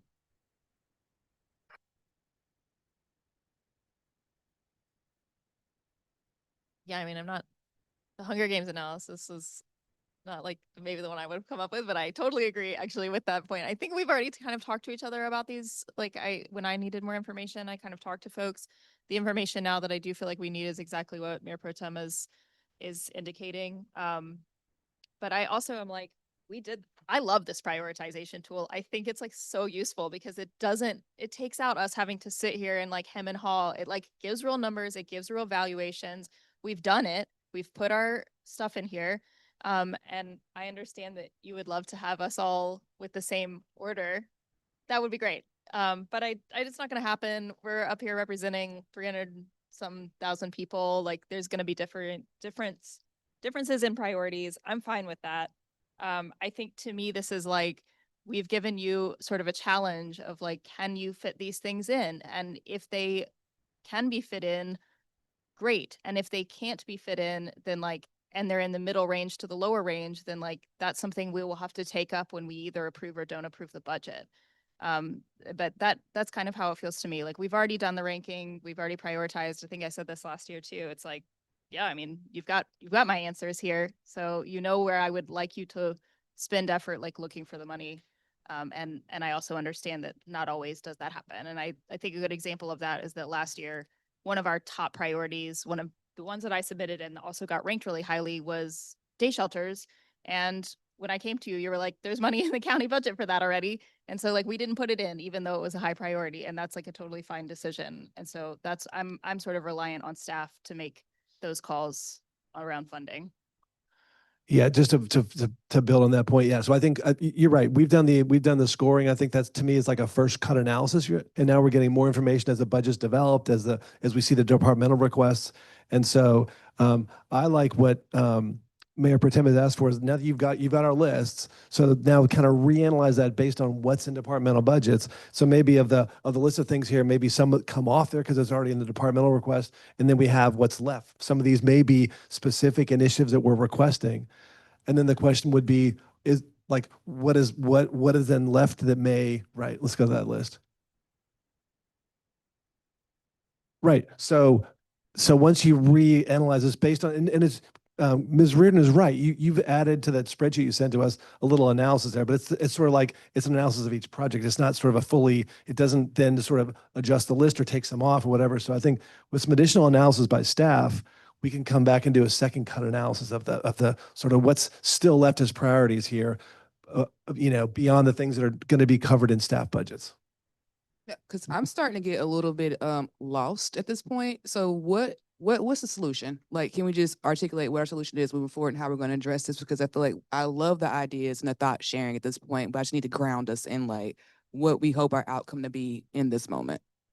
Yeah, and which is why I'm gonna, for the sake of mine not even being in this, all of mine, that's why I agree with Chelsea mostly. Like, here it is, and so you have this integration with what's possible in staffs, and even staff's requests aren't guaranteed at this point. But the hard part is, how do we make as much as we can happen. You do have a prioritization that is contribution to feedback, and then you have, I mean, probably less about cost and more about what. But that I would definitely agree with that, because I want to try and make sure mine is in there. And I was intentional about making it low dollar, high impact, high return, one time, and making sure that it pays for itself. But Mr. Manager, So I think to Councilmember Burris's question, I'll just reiterate this list. Consensus on this list or a discussion that changes this list is what I would ask for.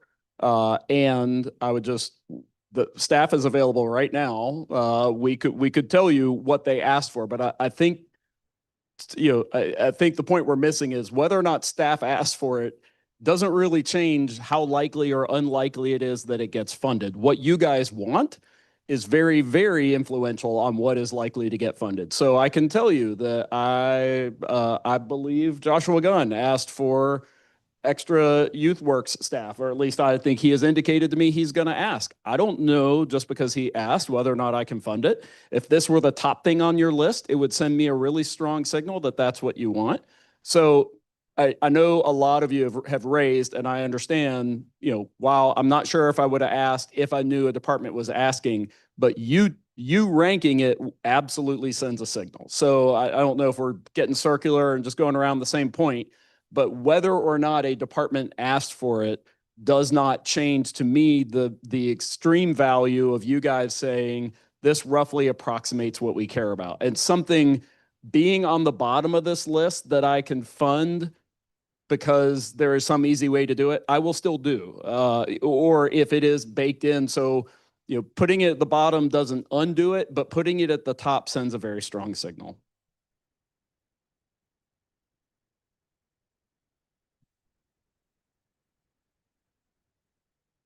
So yeah, like, happy to go forward with the process as it is. I do think it begs the question of, if things weren't raised by us as priorities and therefore off the list, does that somehow mean that they are less important to us and these things should be ranked above those things? So it's interesting to consider that question. But getting at Council Member Burris's push, given what it is, I would be happy to see fare-free buses moved up, and otherwise see this as a reflection of our participation in the exercise as best as I understood it and we understood it.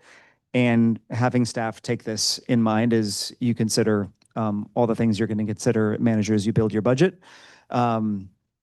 And I don't quite know what to do about the mayor's requests that aren't on this list. So that's the open question. But with that sort of, on the side, everything else I'd be willing to go forward in that way.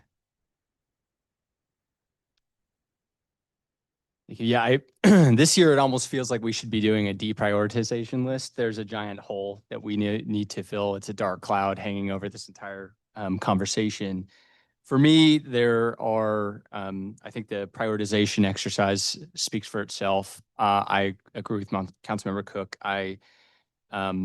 Any process is going to have its positives and its negatives. I know 2 years ago and prior, there was another way. We had the kind of red, green, yellow. There's always going to be, there's no perfect way of doing this. I like this way of doing it.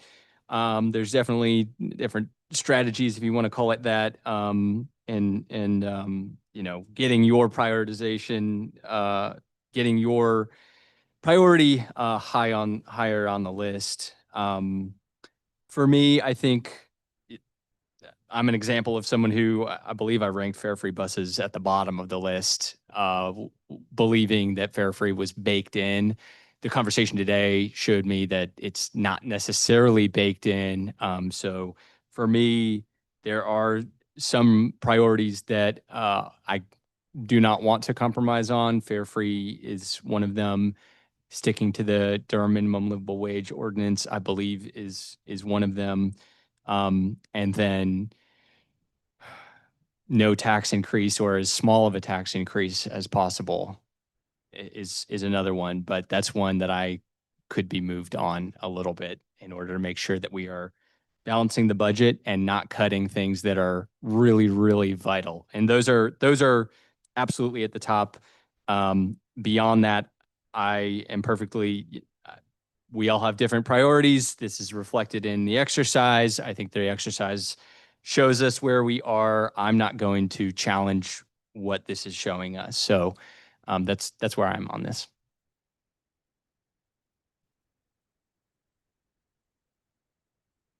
All right, so thank you. So for me, I did also submit one. I think one of my requests for the OEWD youth works capacity got dropped off because there's 3 LNC, the ones from RIST and COPAC, but I will still prioritize that. I just had questions around, I think you addressed this, the stormwater mitigation situation and just like how that would increase program capacity or whether there's an actual want or need by the people who we're hoping participate in that. I'll double down back on not double down, but I do still stand in support of the Community Healing Ambassadors pilot proposal. I do know that we have an Office of Survivor Care, and I had the opportunity to meet with those individuals earlier this week. I do like the idea, since there's an urgency around gun violence in our community, particularly those who have been victims of gun violence. We have an entity that is not city affiliated. We know how sensitive it can be sometimes, and people may be reluctant to participate in programming when it has a government reach in it. And I believe that Together for Youth with Dr. Wanda Boone would be a great resource to facilitate this program. Again, this is not looking for funding in perpetuity. This is looking for funding to address a pilot program, but this is community rooted as well as evidence-based and a user relational model. I think we're going to address the traumas around community. You have to actually be trusted by community first and make sure that people are known that this actually exists. So I will support that. And also with the new understanding of how the rankings work today, I would like to move the Immigrant Legal Defense Fund up for me to prioritize that as well. And again, Mr. Mayor, just looking for direction on I do have questions around the homecoming as an Eagle. No, like I appreciate Greensboro and whatever that school is there, Mr. Gunn. But the facilities use, right? Like we don't have the same space. And I know we talked about the live venue stuff or whatever that we hope to have in the future and all that. But like, where would we host that now, considering that homecoming can be brutally cold sometimes? So thinking about that. So I just need to look a little bit more detail to address that. And then I did have questions also in regards to the DPS Foundation ask. And what that would look like, just the partnership with Durham Parks and Recs, and just like a little bit more details around that as well. Yep. No, thank you for that. We have a really great festival model that was held on Main Street, actually. But you're right. It's no way to tell in February what weather is going to be like in November or October. but obviously the dates have not been. And I'm intentional to try to plan this around homecoming, but I don't want like we aren't funding NCCU. They had their own entity, but it's we removed what's rooted in this is we moved our occupancy tax out of the general fund to Durham Next, which funds a lot of our festival activities and other activities now. The idea is to maximize the opportunity to generate more sales tax revenue. So when it comes to hotel capacity, when it comes to sales tax revenue, when you're shopping at small businesses locally, anytime we can fulfill that capacity to get the max return, it is a return on us. And we noticed that while trending down just I think a percentage point or whatever it was, our sales tax revenue is just staying dormant right now.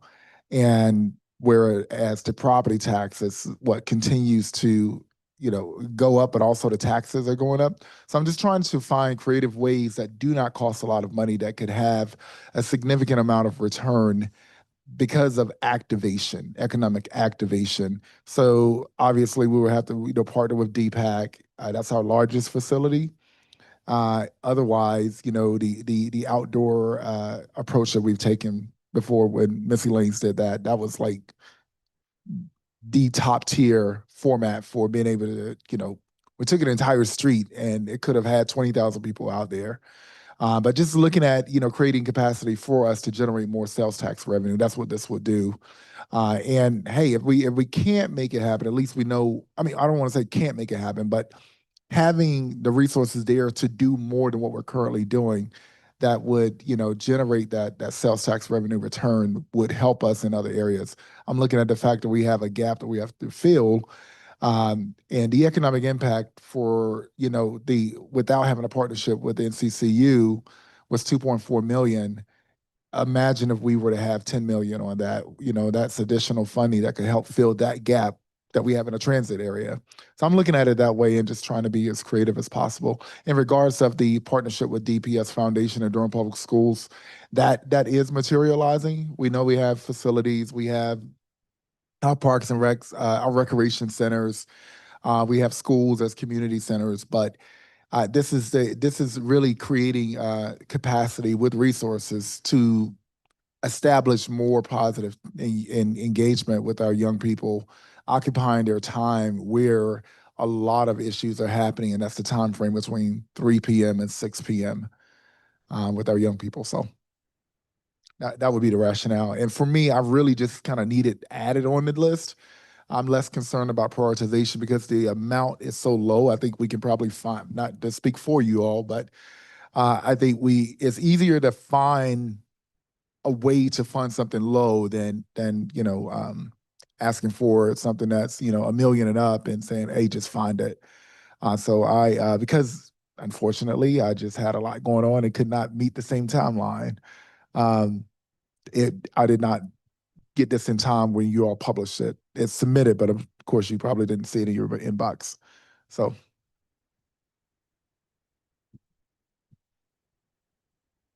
Just to respond to the question, which I appreciate about the stormwater mitigation part of the OEWD ask. I mean, first of all, we have heard a lot of significant community support around the Youth Works program. It is declined in recent years for a series of reasons we won't get into, but in order to grow it again with outside partnership and be able to scale it, I think those 2 additional staff are really critical to be able to grow it. And then it looks at where do those placements happen? What are the experiences that we're giving our youth? And how can we solve other community needs? And in the past, there has been a partnership with the County Soil and Water Conservation District, and also hear a lot in community about challenges folks are facing with stormwater runoff on their properties that they can't afford to address, some smaller scale, some larger scale. And there's a really cool marriage of those 2 needs coming together to address those concerns. And so that's why I had the 60,000 in this request as part of the total to also provide the materials and other support required for the Youth Works students to be able to, for some of them to be able to do that as part of their summer work. So, and that was informed by OEWD staff, Soil and Water Conservation District staff, and resident concerns around these issues informed it. this may be for OEWD staff. Is there an empirical study that highlights those findings that says that this is what youth, because I do agree that we need to increase capacity, but I also think of like the long-term investment in our youth. And so like when I think about youth works, it's like it's exposing our children to like traits and skills maybe.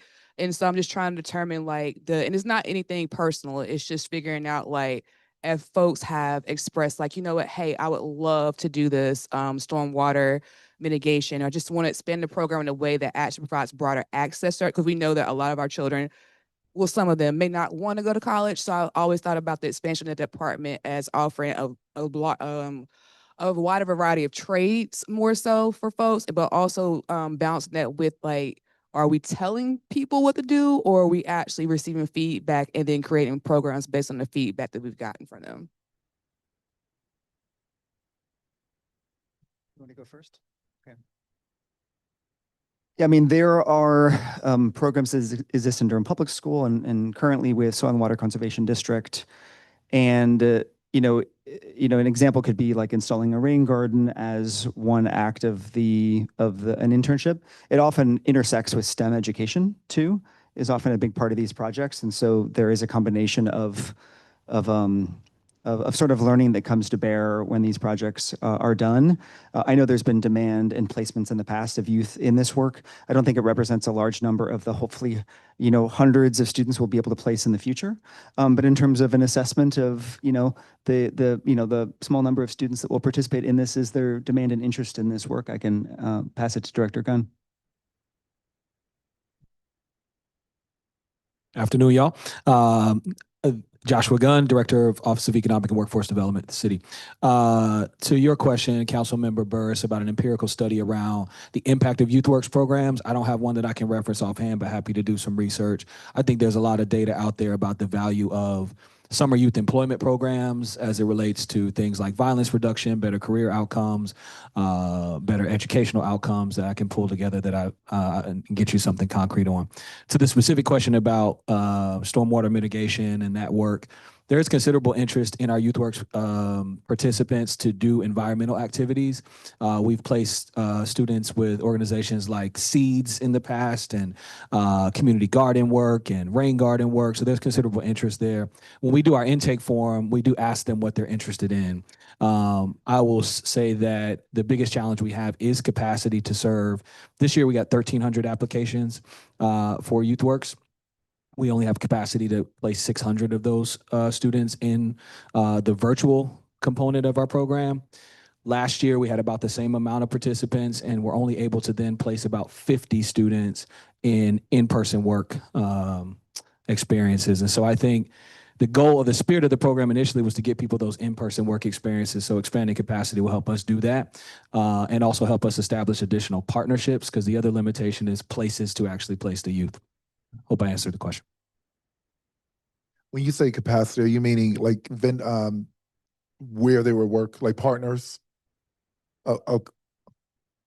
Yeah, both partners. So the interpretation of the state's emoluments clause by our city leadership is that we can't place the youth in for-profit companies. And so that limits the scope of the places we can place them. So we're limited to either not-for-profits. Duke is a key partner in that not-for-profit space. Happy to share that Duke is going to triple their amount of students this year. So that's great for us to get more experiences at Duke and Duke Health. But we're limited in the places we can place folks. And part of the capacity from a staff standpoint that we're looking for is a person that can help us establish new partnerships and maybe think of creative ways to place more students. To answer the question. I think the email, I don't want to get too in the weeds, but I think the emoluments question is an important one. But that's if the city is to pay the youth to work in that for-profit enterprise. But by finding for-profit enterprises, if they will pay, then we can do that. And so that's what part of what staff will help to go out and forge those partnerships. Did you have a question? Let's talk further. I want to see how I can support in that space, and also just if I can utilize my platform as mayor to get more partners, whether they are paying for the youth, but to build that capacity, I want to definitely help out with that. Thank you. Mayor Schul used to always ask that regularly during work sessions around participation in youth works. I know with the changing, with the managers' contract thresholds, is there a way where we could maybe ask that as a default to organizations who are getting contracts with the city? Would you be interested in learning more about our youth works program? Historically, we did get that often from private entities who were paying for those interns. It was something that we would ask folks, and they would volunteer and say, yeah, we're interested. It's to their benefit long term anyway. So I think if departments could think that through, is there a way we could do like a volunteer opt-in, and at least that for-profit entity could get information, right? Obviously, we can't make them do anything, but they would at least learn more about about the program and how they could help. I think other folks had a question. I have a follow-up question that has nothing to do with this. Well, it has something to do with this, but not sorry. I want to send a letter to the industry. Wink, wink. No, we can get it out there. So, and while we're talking about OEWD, I just did want to put in a plug for my colleagues about my highest priority, which was the additional capacity at OEWD to support financial empowerment. So, as you all may have seen already, the city is already engaged in a communications campaign to make sure more families file taxes, right, and get those key credits like the child tax credit and earned income tax credit. That, as we know, nationwide, that's the single largest program that moves more people out of poverty than any other program we have in this country. So we've already launched a campaign there. We know that 20% of families in this country, and that includes Durham likely, we don't have data on that, but likely in Durham, 20% of families that qualify for those credits don't file taxes and therefore don't get those credits. So it's a big piece we're pushing on. We've talked about affordability in the city. This is the largest way we can increase financial capacity and security for families across Durham. So we're already doing that. My request was to give more support to the Office of Economic and Workforce Development with our dynamic new director to provide more support to families across the city starting this year, but also going forward. We've done tax prep campaigns in Durham for many, many years. That work has kind of flagged since COVID, and we're trying to re-energize that work. At the same time, and this gets really complicated, or not complicated, but tricky. At the same time, as many of y'all know, the recent budget bill proposed 530A accounts for all newborns between 2025 and 2028, $1,000 in an account for 4 years, right? An additional $250 for kids between 1 and 10. We want to make sure these accounts are going to be claimed by families no matter what we do here. We want to make sure that more families in Durham have a chance to claim those accounts and create real wealth for kids starting in the early years. And one way to do that is, again, we're working with partners in the community, but we want to make sure we have a real strong partner on the city side to drive those campaigns the next couple of years. So just wanted to mention that one. And back to your question for me earlier, I just got some research sent to me. When Greensboro did this, their economic return, I think out of 200,000 for the city partnering with the university, it was right at $49.3 million in economic return. So I was way under, and it could potentially be a lot more for us. I get the, I understand where you're coming from. I just think about Greensboro also have like a Coliseum. So I'm just kind of like trying to, it's like not necessarily in my mind like apples to apples because they have a lot of. Obviously, ours wouldn't be as much as theirs because they have a much larger venue, which is hopefully why one day we'll get an actual sizable convention center. But I had to throw that in here. We're trying to get, listen, I want visitors spending money in Durham so that we can use that money to pay for things that we want and need in Durham. That's what all this is about. All right, we can't keep hitting the property tax, and with the General Assembly even looking at that right now, it just scares the crap out of me. So yeah, go ahead. And then just to follow up to the both of you for OEWD. So it sounds like, so I'm just kind of confused, not confused, but like, it feels like you're both asking for additional staff capacity. And just like, so I'm like, why wasn't it like lumped together a little bit? No, not you. Sir, it's not about you. Yeah. Yes. About Councilmember Risk and Councilmember Kovac. I mean, it's related under the umbrella of economic development. There's two sort of different approaches here. One is more about financial security. One is about sort of jobs for youth. So, part of again is supporting our new director who's doing amazing things at OEWD. And so this is, yeah, so they're related. And we've both been in close contact with Director Gunn as well as DCM Chadwell about these requests. Oh, no, I'm not saying, I'm just trying to like Yeah. make it, clarify for me. So you asked for additional staff capacity. One would focus on the tax incentive and that program, and then staff, not one, but whomever would focus on that. And then staff capacity for you would focus on how we expand the Youth Works program. And is that what we're ultimately saying? Okay. I know we're way at time. I just want to let folks know, and I appreciate Councilmember Burris's point around immigrant legal defense. That was my second one. Obviously, Fair Free was first. I don't think folks understand the cliff we're about to face. I spent about 2.5 hours yesterday with Church World Service. There are new directives coming down from the federal government on how we're treating refugees.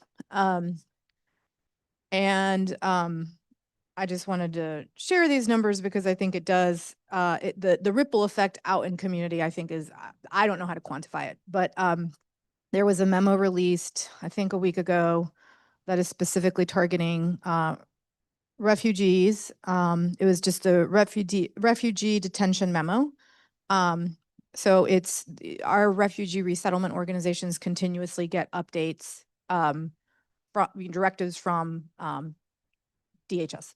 And what is essentially happening is that they are forcing folks who are they either haven't applied for green cards or they're in that process. There's all these rules around folks with refugee status and how when they qualify for green cards and how, et cetera, et cetera. And there is deep vetting that happens with these folks before they even enter the country. And essentially everyone's going to get revetted. So that is a whole process that community members, I don't know if folks know, we are not getting any new refugees. These are folks who are already in our communities. Those numbers have all been zeroed out. They got zeroed out last year by the Trump administration. We are not allowing anyone else in. All funding for all refugee resettlement organizations at the state and federal government have been zeroed out. They have no dollars coming. So for residents who are already here, unless there are local dollars provided, that there's no one coming, basically. And the numbers of folks in Durham who are going to need support through their legal process. From World Relief, we have 172 Durham residents with a pending refugee-based green card application.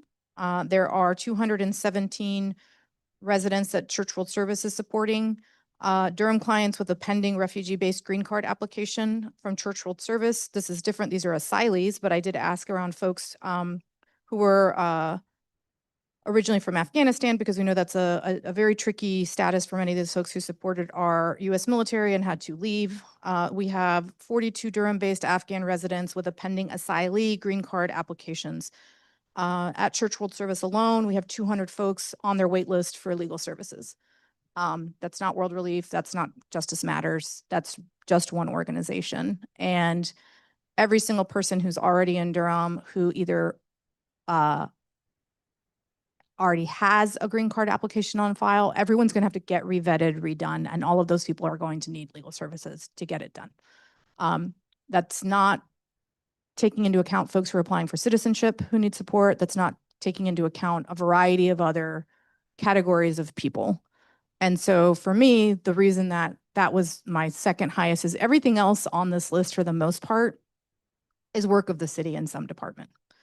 You can identify the resource inside city government. We don't have any of that inside city government. It has to be outside folks. It has to be people who have that expertise, which is one of the reasons that I really need to lean into folks around. We cannot say we are a welcoming city, and we cannot say that we support immigrant communities when this is one of the few places that local governments can actually act. And so that I'm just leaning on my colleagues to really understand the depth of the thing we're about to be facing. Folks who had been able to qualify for SNAP benefits, they've already been cut off. They were cut off in October. So it's not getting better. It's going to get infinitely worse.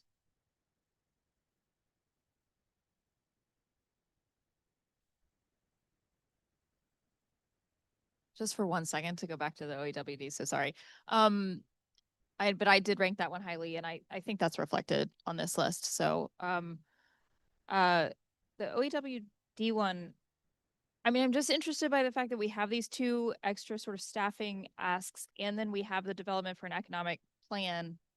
And like that one ranked lower than like one of the youth work staff. So I think for me, I'm kind of like, I would like to hear, I would be down to spend some extra money to like to prioritize spending extra money in OEWD to something that comes out of the department with their like plan of where those dollars would be best spent. And I'm open to like hearing that from the department. And so I just want to like state that for help in my prioritization, since we were sort of picking like a plan versus two projects. For me, it's like if the direction aligns with our strategic plan and comes out of OEWD, then I would be happy to put that in line with the one that I prioritized the highest, if that makes sense, of those three. And otherwise, I'm also gonna just give my thumbs up that moving up fare free buses, and then I'm good with the rest of the ordering of my priorities. Sorry, and I have one more thing, which is that I have to leave in about 40 minutes, sorry.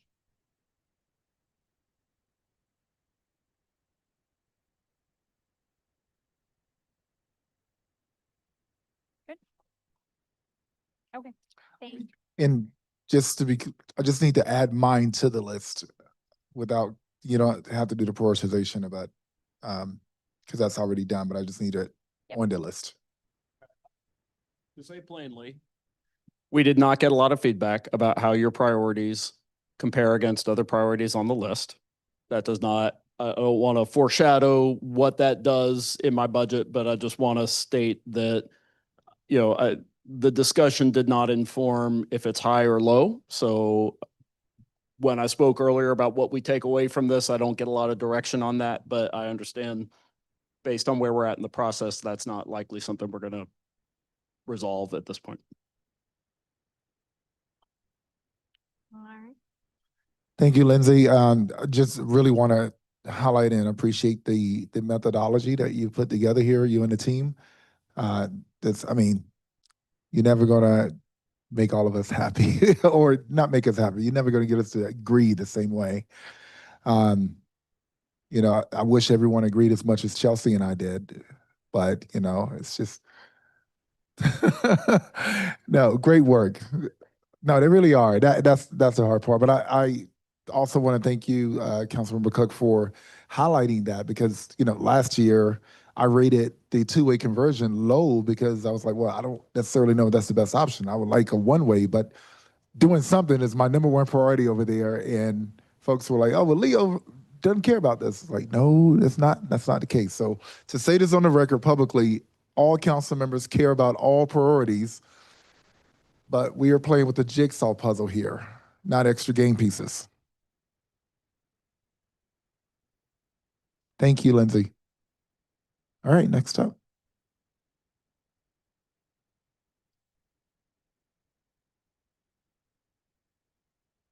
Yes, next up is our strategic planning team. So I'll turn it over to Sherry.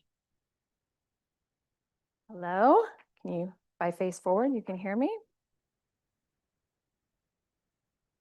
Okay. Whew. Hi, everyone. I'm Sherry Metcalf with Strategic Planning. I'm joined with Andrew. You can come closer, Andrew. I'd like to support Andrew Holland, who is our Assistant Director in our Budget Department. As promised, we have come back to talk about our strategic plan.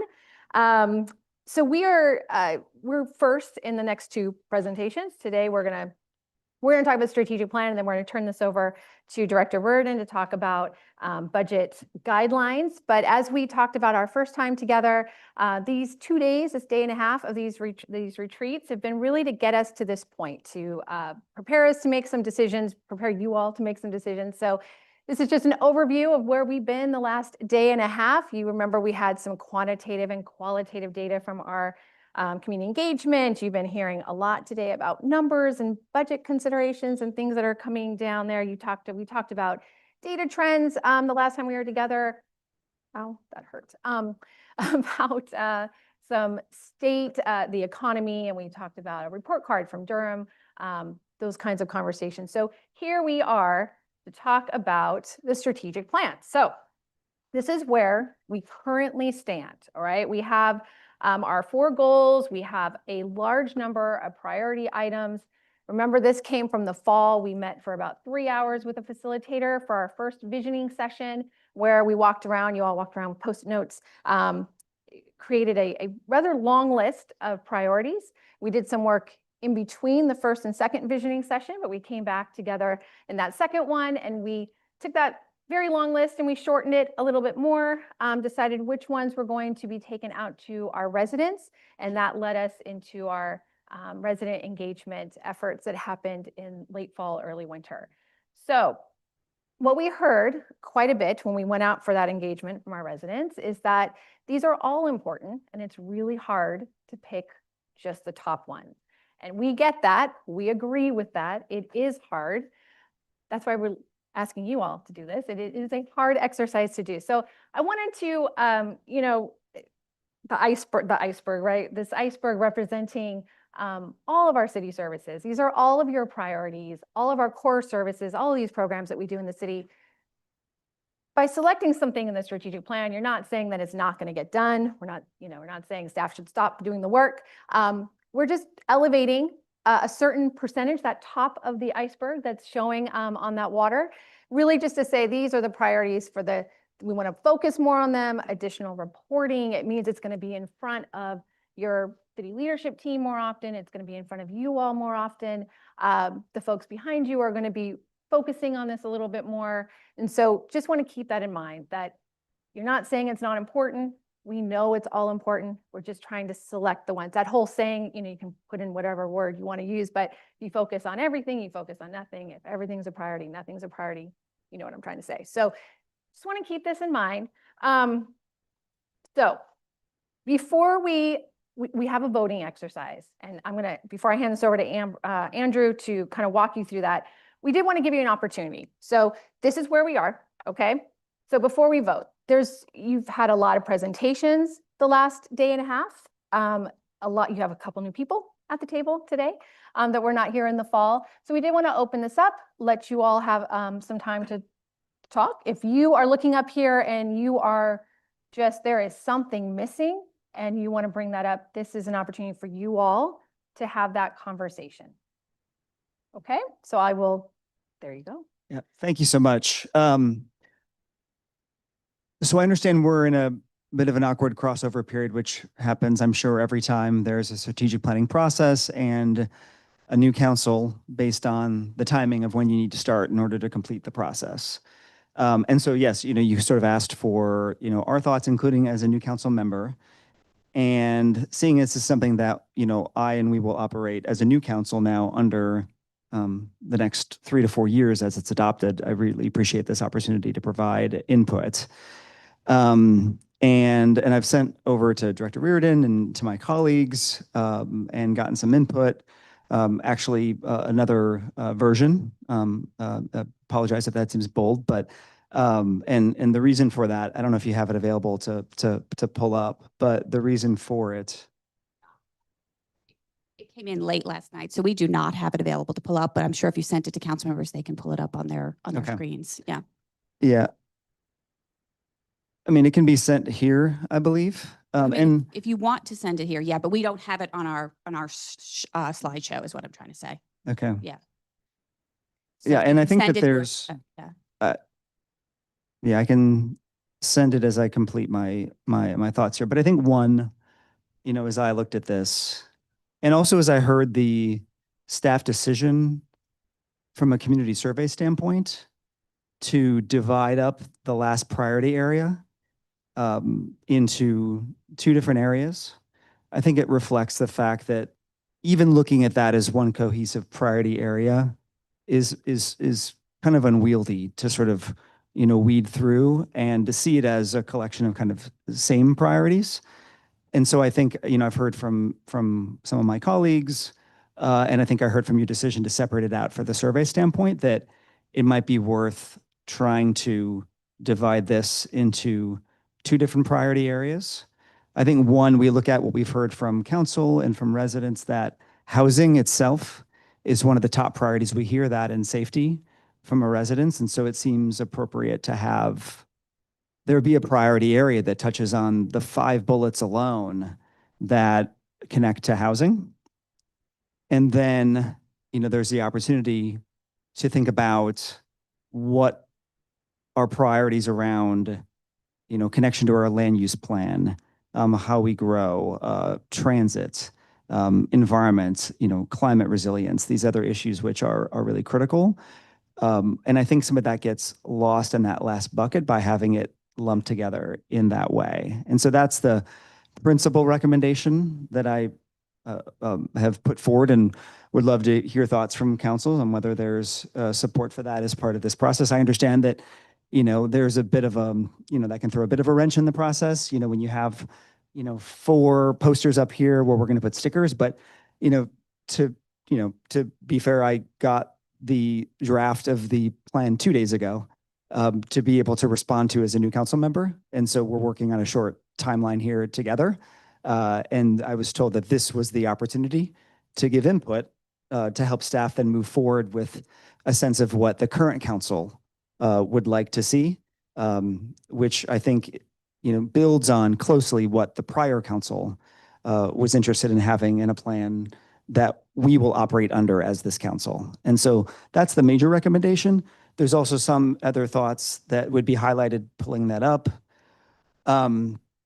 including about wealth building, about, not just reducing vehicle deaths, but bike and pedestrian injuries and deaths as well. And like I mentioned, some other items around, our emissions reduction strategy, climate, helping our residents deal with a shifting climate and the impacts that has on their lives through heat and flooding and issues like that.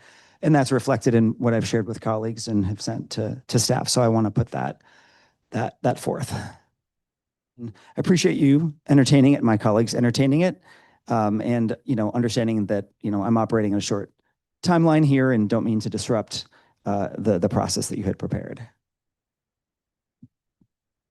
Thank you, Councilmember Kopak. Actually, I just sent those slides to Michael over there, so I think we can probably pull them up on the screen. So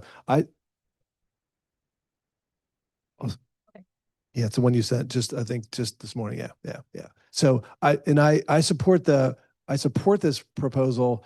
In part, I also participated in some of the community conversations, and I know that last bucket was a big sort of unwieldy thing for folks to really get their heads around. I think calling out housing as one of the key priorities of the city, given what have heard as council members, but also given what we saw on the survey for residents every year, it's like safety and housing is top concern. So I think it makes a lot of sense. I think it sort of gives a little more clarity to our priorities. It just adds 1 to 4 or 5. I think is fine to have that many. It also evens out some of the bullet points under each priority. So it's a little more even across. So I would love for us to look at that and have some conversation. I think it makes a lot of sense.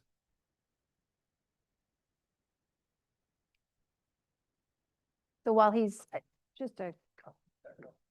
no problem. Wondering.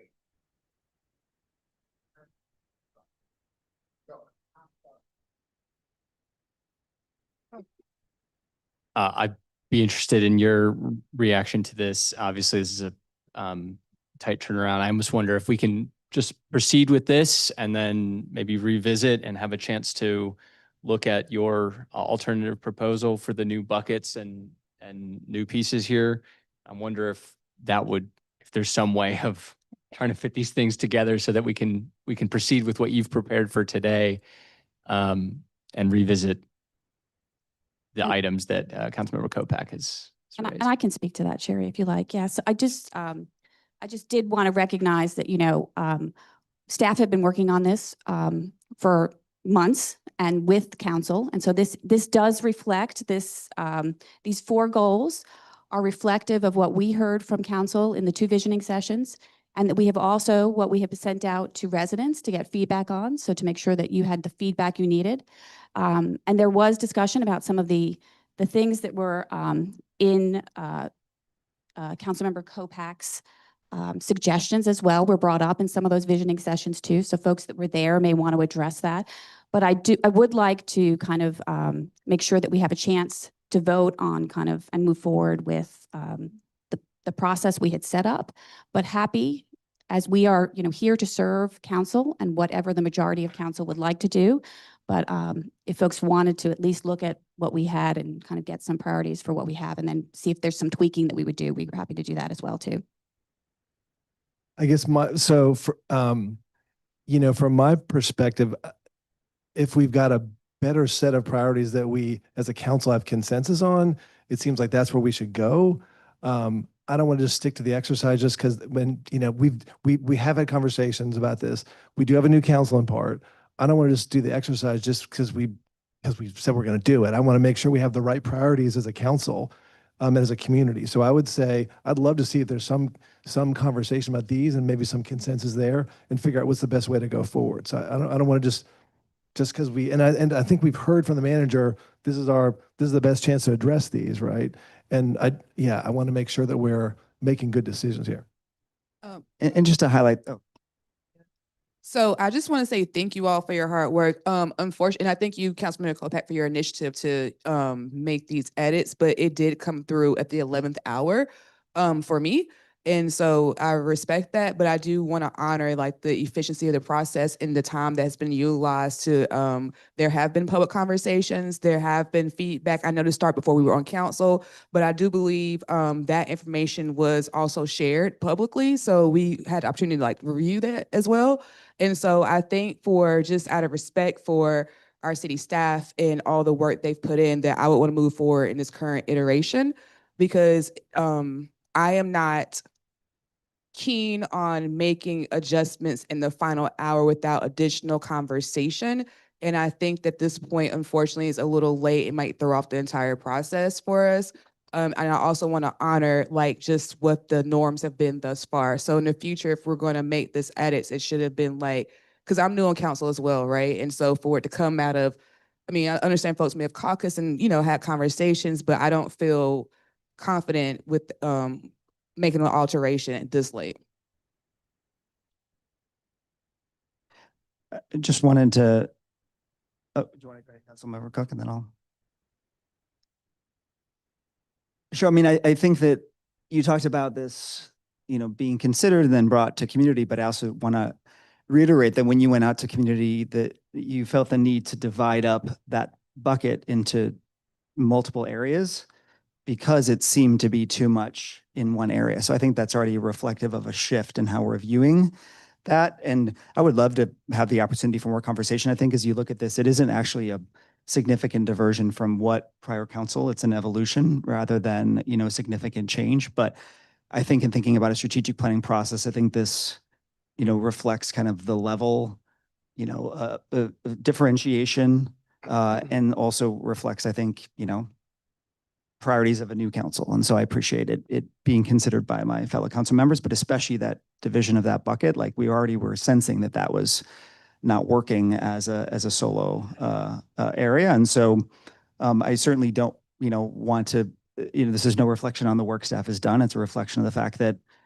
there's this awkward transition period. We have a new council. This was shared for, review a couple days ago, and this is when we were told was the moment to discuss. If there's more time to discuss, then I'm happy to consider that, but this is what I was told the timeline was. Yeah, so a couple of things. The first is that we did actually have a really long conversation about whether to make that into 2 buckets or 1. And yeah, it was a long conversation. I'm open to it being 2 buckets. I think the reason that we ended up with it being 1 bucket is because we had some things that were really tightly knitted together in terms of a built environment, and we didn't feel like we could sort of separate it out. And I do feel like I don't know, it's turned on. It's, oh my gosh. Okay. We had a really long discussion about it being 2 buckets or 1 bucket. We did find that there were some things that felt really integrated. And so I think we ended up combining it, but it was like, I was very flexible on it, and I still feel pretty flexible on it. As long as we make sure that we capture sort of all of the priorities. And I do feel like I did look at this before I came, and I'm comparing it now side by side. And I do feel like there are a few things that didn't get moved over from the original one to the new one. And, I'm not looking at today's version. I'm probably looking at yesterday's version. Okay, sorry. I didn't know there were multiple versions. Well, anyway, there's some language there are a couple like language things that have been changed on the version that I'm looking at, some maybe 1 or 2 things that's missing. But But just to say that we like did have this conversation, I think it's worth going back and looking and watching that work session where we talked about it. I am open to the idea of splitting it up. It really felt unwieldy when we did it, but it also felt kind of necessary given the so many things that were overlapping. And I'm happy to revisit it, but I would love to have that in like an actual like 30 minutes set aside in a work session to do that moving forward. I also don't feel comfortable doing it like right now. So those are my thoughts on it, but I'm not sure if this is helpful, but I will, we're going to give you more stickers to vote in that last one because it is quite large and there's a lot of things in there. Again, I'm not sure if I just muddied that a little bit more or if that's helpful, but we do expect, I think, we would think you would have more in that last one. So I'm sorry, go ahead. Thank you. I appreciate everyone, what everyone has shared. We always knew this was a risk starting the strategic plan in the fall. Like I think I said that this is a risk. And here we are. So I kind of agnostic about the whole thing. I think the last bucket is unwieldy. We had a very long conversation at the last retreat. I appreciate staff's work. I'm like, if folks need a table for today, I'm trying to figure out how to say this. This is a arbitrary clock at the end of the day, right? Like the clock is, it's our clock. So if folks feel like there needs to be more dialogue, it's more important to get it right than to be forced to a thing today because that's what's on the agenda. I'm just going to say that doesn't help what you're trying to do. So I probably just muddied the waters more and I'm going to pass it to the mayor. Yep, just throw it at me, throw it in my lap. So I wasn't expecting the mayor pro tem to say that. What I was going to say was I'm either way about it. I was going to suggest opening up for some dialogue around it so all thoughts can be heard, give you a little more information to sort of make a decision, and then kind of make a decision or get a consensus of how we want to move forward. But I think ultimately it's what exactly do you need today, and does it have to be today, and how much does that throw things off for you all? But I'm going to request that you speak frankly. Yeah, I can speak to that. We Use definitely the need- mic though, so oh, it can. Can you hear me? Yeah, so I think at this point, we do need council to come to a consensus because the next phase is voting. So that's going to have a impact. So if we do split up the goals, then that's going to have an impact on how you go about putting up the stickers. There are other ways in which we can go about voting, similar to what we did with the budget requests, where you can do electronically. But it's up to you all. But a decision does need to happen as far as how we move forward. Yeah, and I would just say that we just need some clarity from council. You know, staff is here to, serve you, but we are, the clarity around what you all want to come to and kind of moving forward. We were set to move forward with, clarity on what we need to do, whether we're voting today and moving forward, whether we're delaying, all of those things are clarity that we need. We are set to go and start meeting with department directors who have dates on their calendars to do initiatives. If we're, all of those things have been set in motion. So if we get some clarity around whether you need another session, that's helpful for us to know what to do. Councilmember Cook. Yeah. Be solid on the first 3 by the end of the day, and then put aside time to just work on bucket 4, and then it would be a targeted conversation where we're only talking about that bucket, and a time limited conversation. And I know that y'all are already probably working on the agenda for the work session next week, but I would be open to it being on that work session agenda just for like 30 minutes just on that bucket. I think that it is a big bucket. It's what we see as Councilmember Kopak has said, like over and over again, the #1 priority coming from residents. So I think spending a little bit of extra time on it feels good to me, especially like talking about taking for community before moving forward and setting everything. That's just something.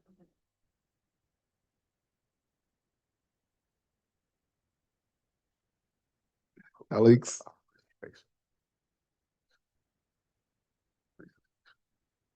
So appreciate Councilmember Cook's comments.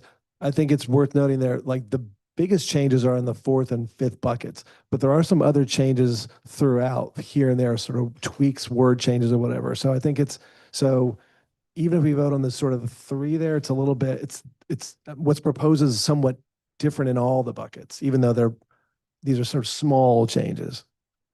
So I would, exactly, yeah. So if Councilmember Cook and others want more time to look at this, I think we should plan some time to process this. I think, as a manager often says, like ultimately the budget is our budget, right? The priorities are our priorities with community input. And so I think I want to make sure that as Mayor Pro Tem said, we want to get it right, not just sort of get it done. So I'd support another session if we'd like to talk about it further.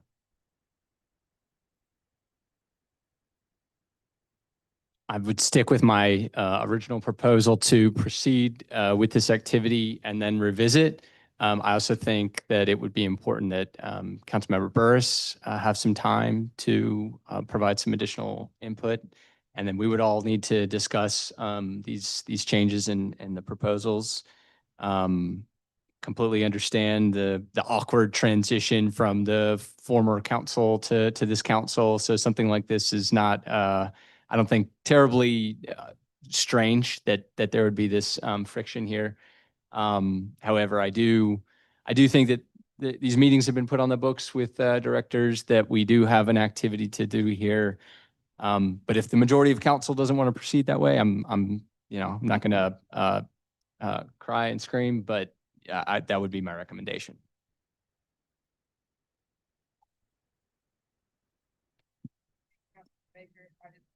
Is that on?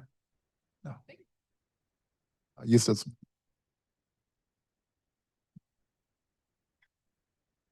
Thank you, Councilmember Baker. I do want to move forward with today's activity as planned.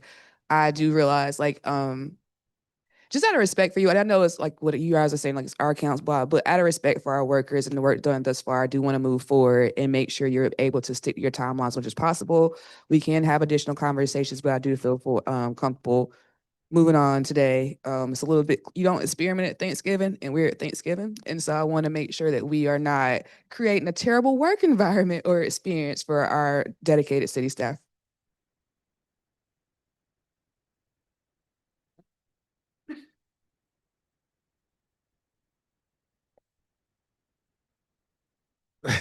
I'm not sure if I should be, yeah.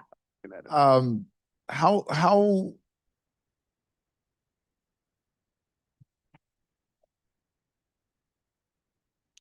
Councilmember Kopak, if we were to move forward with this, to your opinion,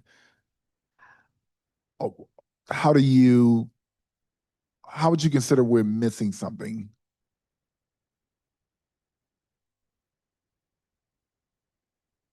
So I would say that the separating out is something that could be considered after today's session, if there's an openness from staff and council to do that, to make it more accessible for folks who are going to be reading this and seeing that these are priorities. And also it's to guide us, right, in our work in the future, to make it give that clarity for us to be able to follow. That's something that we could potentially do at a future date, that I'm more than happy to consider that. I also think that there are some changes here that wouldn't be reflected in the voting that I have heard and I believe are important priorities that reflective of work that I would like to see the council do, and that may not reflect the priorities of the prior council. And so that's another piece of it. Other council members may feel the same way, whether my new fellow council member or council members who've been on council, but it's 6 months, the world has changed, and I can't say that they wouldn't want to have something that is important, and I understand that there's a slippery slope there. But as a new council member, to, for example, not have had in this very large bucket, any discussion or reflection of our plans around addressing climate change, around resilience issues that we're facing for our residents, around heat and flooding. I think those are core, essential kind of human interests that fall under, for me, would I have a resilient, healthy future, that were not reflected, I think, connecting clearly into the land use objective. So it's one about like the the accessibility of the big unwieldy budget, which is something that could, I'm sorry, gosh, that was like not even intentional there. The bucket, right? The big bucket, and that's something that we could return to, but it's like, how do I, how as council members do we think about, priorities where we're going to be operating under this for the next 3 to 4 years that represent our interests of our constituencies that, that were decided by other people in the room. So. And so I think for that reason, I think if you review this, it's largely consistent. It doesn't remove anything that the last council said was a priority. It's a slightly different organization, which like you found in your survey to have the 2 buckets, and there's a couple other initiatives. And so my preference, is if there's a majority of the council that wants to, is to consider this. I don't think it's a signal of a lack of appreciation for your work. It's a signal of, and thank you for, understanding that, right? But more just about where we are in the process and where I'm entering into it. So. We stand ready to what you would like us to do. You just let us know. We can come back or we can, right.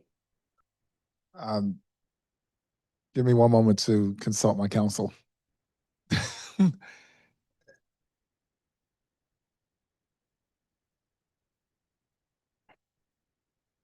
Clearly staff thought you needed some candy. Give me a moment to consult my candy. I guess what I'm, in regards to, so we're in the budget retreat, what my way of thinking of this, because I'm also agnostic on either way, and the reason why I asked the question is, this version versus the original version, what are we missing? Are we missing anything? To you all as staff, what we, in regards to, we're in the budget retreat right now, and if we were to say, all right, let's table this to the next work session or whatever, I don't know, or do we take it on today? How aligned or out of line is this with the They're budget process? Closely aligned. Pretty closely aligned. What we have is some additional ones added to the last one related to more sustainability, which we had a conversation about back in the fall. There was some back and forth around that, and there were reasons why we didn't have those brought forward. But that's the big difference. I think there was some joining of ones, but that's the big one, is the additional ones on the end. I'm simplifying it, but I think those are the big. There's also, so I also want to call it, there is one on the inclusive economic prosperity. So there had been a bullet point around worker ownership and co-ops. That's now been sort of reframed as expanding wealth ownership via home ownership, worker ownership, or savings and wealth building. And we thought that was a better way to sort of, that's a little bit higher level call out for the priority, as opposed to simply worker ownership and co-ops, which are important. But the point is that if you're thinking about inclusive prosperity, we need to be thinking about jobs and income as well as wealth building. One potential suggestion, because there isn't a huge variance, if there's an opportunity to return to, as part of the further honing of this, for staff to be able to do that separation following this discussion, if we can agree that that is valuable, if that's something we want to do, then if there are other items that are added that aren't originally reflected, can we add those to these lists and then include that in the voting exercise for us to do today? Yeah. And that way we achieve both objectives. So can you Leslie is gonna come can in you with a pen? clarify Okay. exactly? I'm Yeah. sorry, Councilmember Hold on. Kovac, could you clarify what you just asked staff to do? I just want to be really clear that we are doing what council would like us to do. Are So you- that's what, did you want us to add? Are you saying add stuff to this exercise that's there? Such as. Suggesting if anything on here is new, write it up there. And then include it in the voting exercise. Correct. And then agree to do the separation, housing, and then, these sort of transit, sustainability, climate considerations into 2 buckets after the fact, which can be done without the need for, us, the whole process at this point. So that's what I was suggesting as a way to accommodate what I've shared and still move forward with the process today. Yeah, if that's the desire of the council, then. Well, if we even, I don't know if there's any more, like if there's one more, like just sort of sort of sticky thing there to maybe at the break, just sort of like write in, create the fifth one, sort of, can we do that on the fly? A lot on the fly. I'm not sure if we have the paper. Yeah. I think the key point is, since there isn't a lot of like far variances, can we go forward with this and make modifications? Is that what you're, all right. I mean, if we're saying let's move forward, and if there are, since there aren't a wide variance of differentiation here, can we make those modifications without having to do this entire process over again? Yeah. So you want us to vote on something that we've just seen? You want to add the new stuff in, the things that we've just seen for the first time, like 5 minutes ago, and then vote on it? No. Go forward with what we have. The And if there's existing. additional, then notate that. But the additional is what you all have. Yeah, no. Yeah, but you're adding it to the, Go ahead. Go ahead. Go ahead. Okay.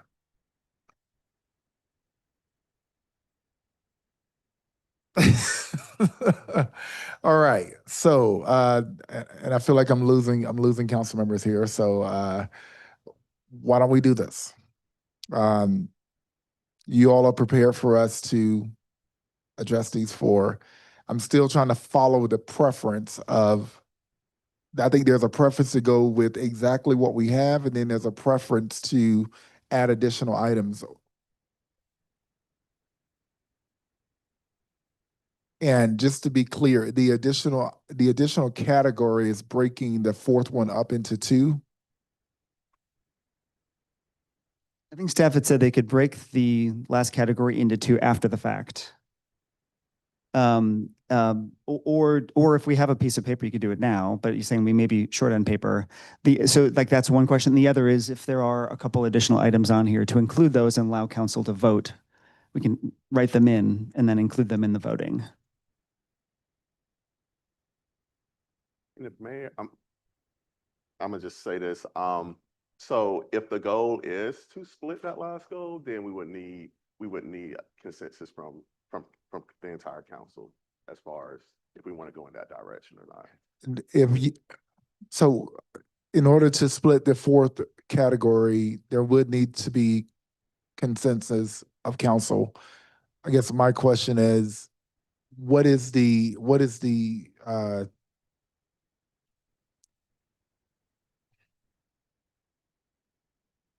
I understand it. So you want to split the fourth one into two categories, correct? I guess I'm trying to do a damage assessment of if it was still the same, if there's a way to vote on the fourth one to still get the result of two different ones, or are we able to have two different types of voting indicators on that fourth one? You're gonna get stickers, or maybe you're gonna get stickers. And you're gonna have more stickers for this one. So if we want to add some, we can add them. You can come up with your stickers, and if we want to break it out later, we can. So that's sort of Super muddy, but you know what I'm saying? Like we have some options. so the value of it still sort of gives what you are asking for while still allowing us to go with the process that we have in place.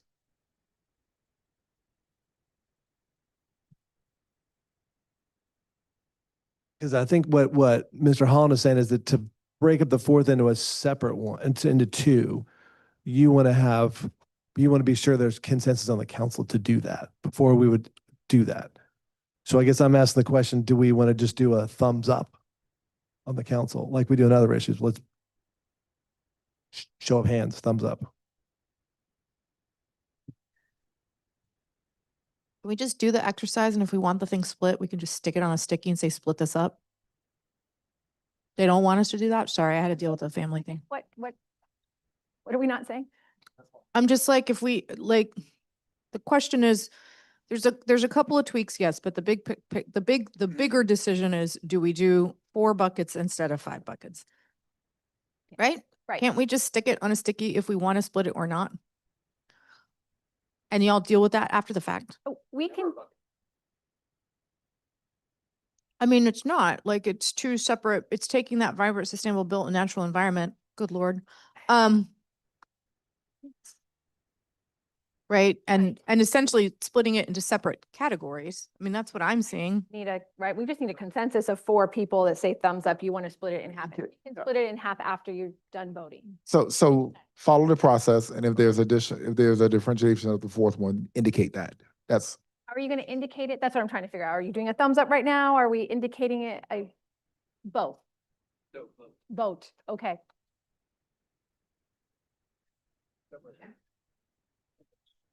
all right. Let me do this. Councilmember Cook, no, she's gone. Councilmember Burrs. We're determining whether we're. It's a good question. I'm still trying to figure out myself. What you just said, if we want to split it, then just note, right? Which is.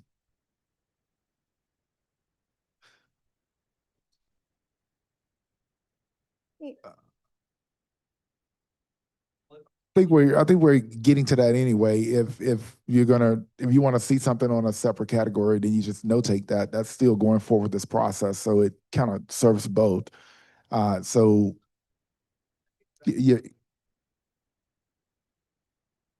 All right. Okay. No, Councilmember Baker.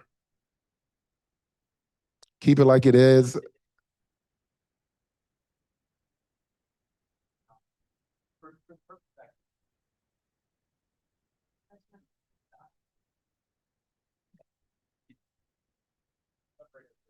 Yep. Okay. Let's do that. Are we adding ones to the bottom? Are we, is that? Are we adding? I think that's going to be the discussion.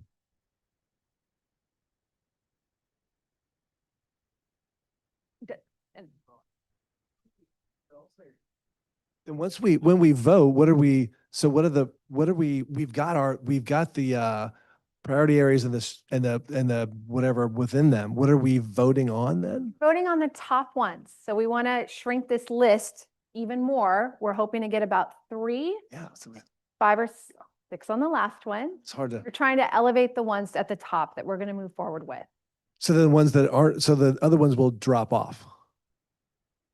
Right. They're not going to be moved forward into the strategic plan. Yeah.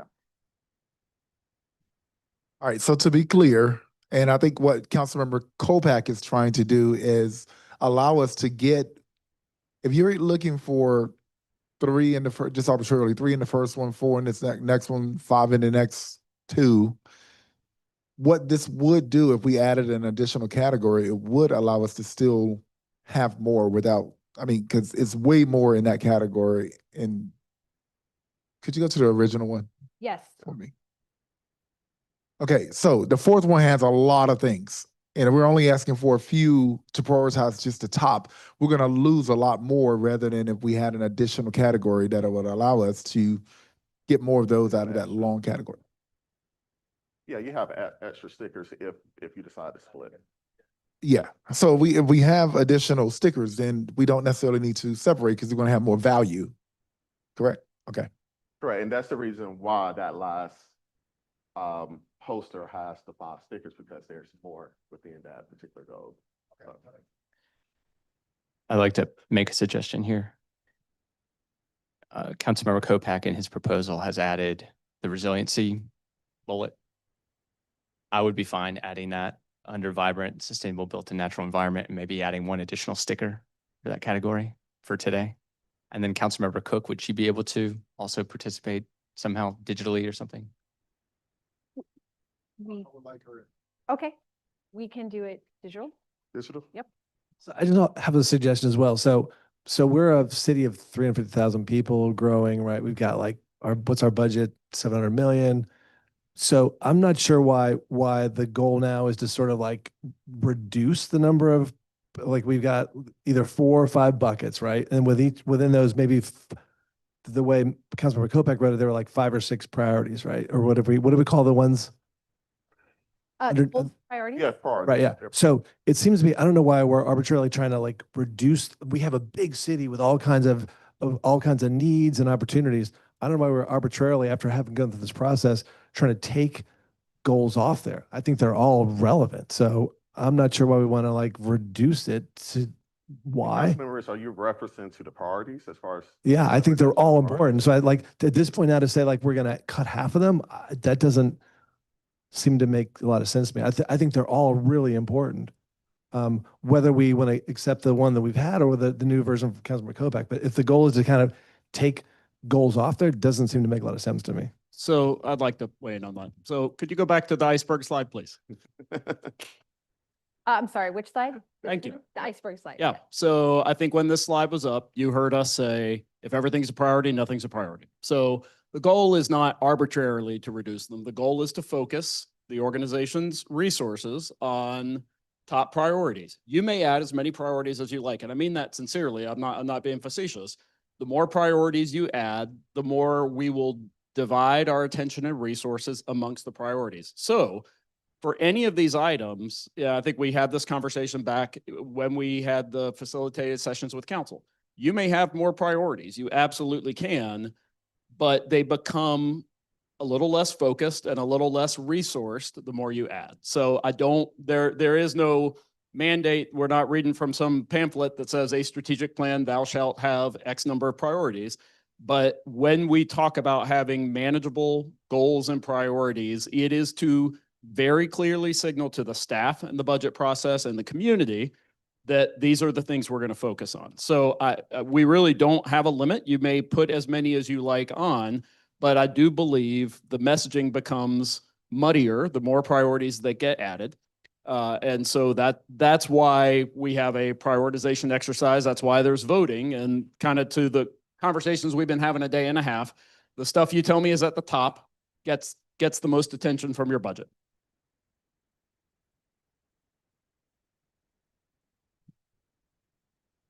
I think it's a good point. Strategy is about choice, and it's important to think about, can we identify those high priority areas?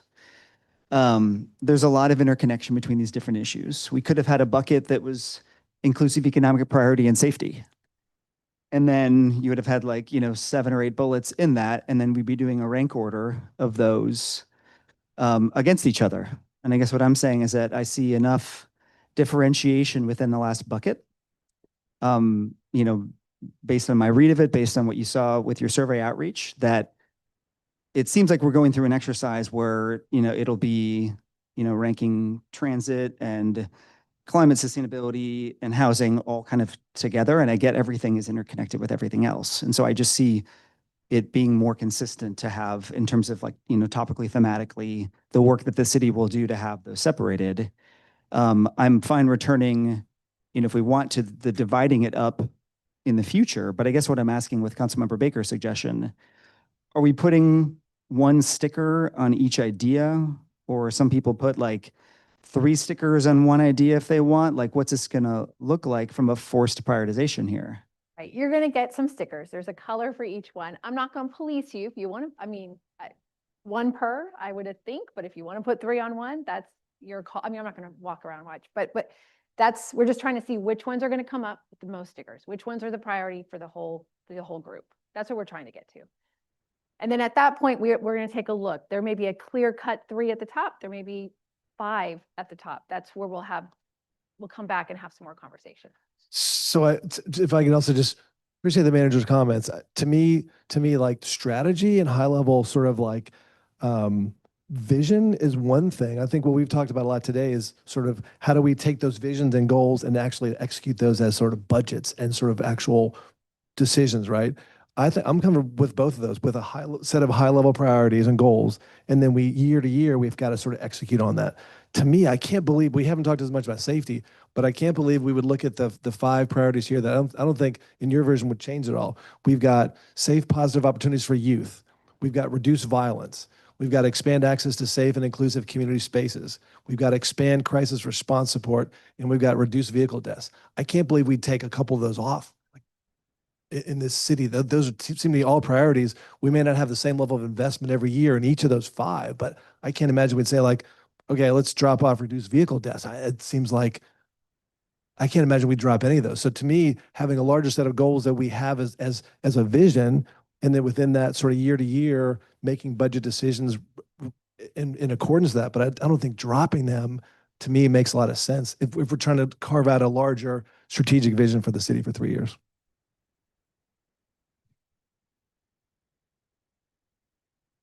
So I hear everyone's comments. I can see the concern. I and I'll just let you know the way I think about it is these are, you know, the actual topics are our values, and how we define those values are the priorities that fall under them. And, you know, administratively, you're creating, you know, an operation that values that hold these, you know, these values true.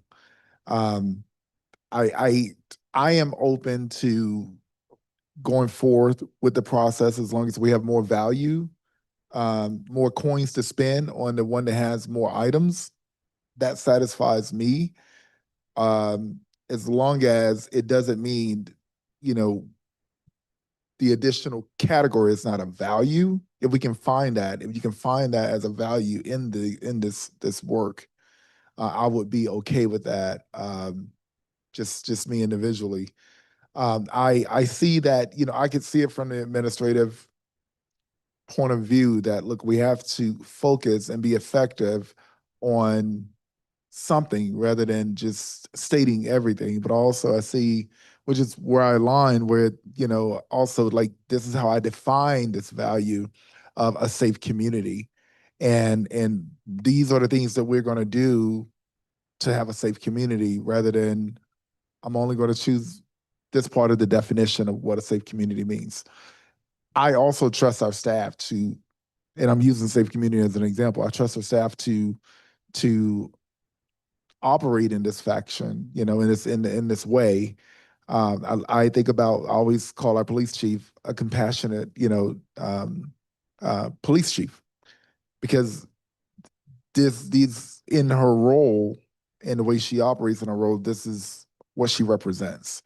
So I don't think that, you know, taking something off or deprioritizing takes it away, but I'd be interested in the weeds. What does it look like when we're allocating resources to it? Does it mean, like, for example, as Councilmember Rich said, if we take away if reduced vehicle deaths was not, if that was the bottom rank one, because something will be, does that mean we're not looking at that at all? Or does it mean that, look, we're still going to try and focus on it? Right. Okay.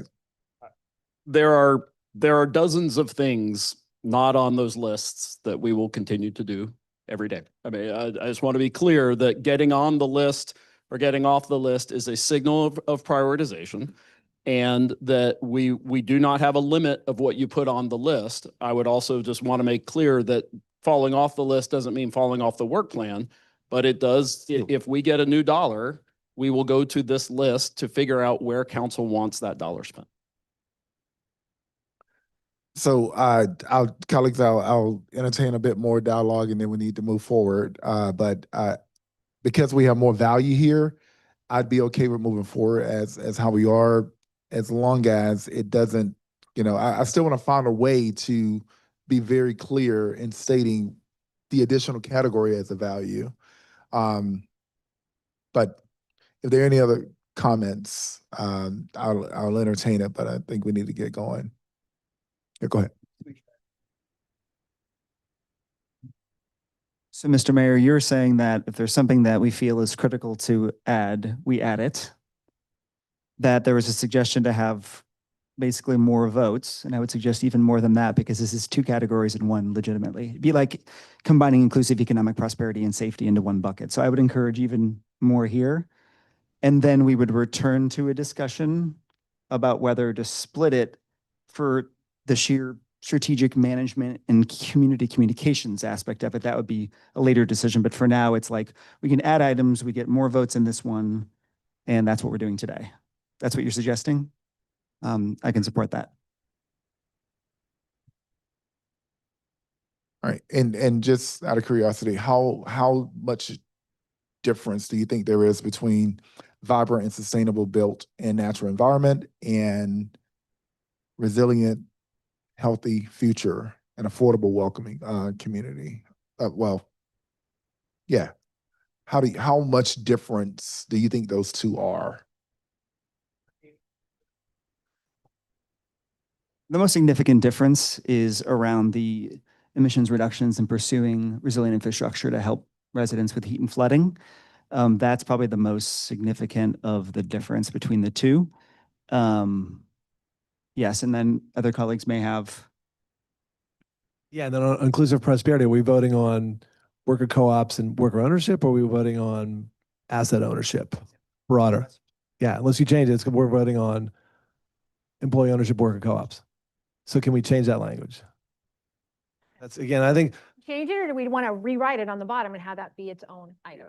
Priority. Yeah, I think we would just rewrite it on the bottom, and have it be a new priority that.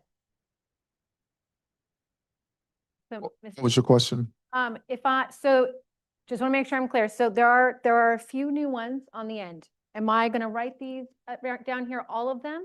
Do you want to talk about them, or do you want me to write them on there and they'll be part of the voting?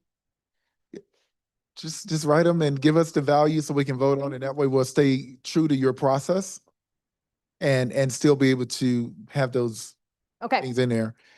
Yes. So Because again, like the manager said, we can add a million things. Yeah, let's take a break. Yep. that was really fun. So let's have Yeah. a minute break and come back and we'll. Welcome to Durham City Council. Yeah, we'll take a break, guys. 5 minutes.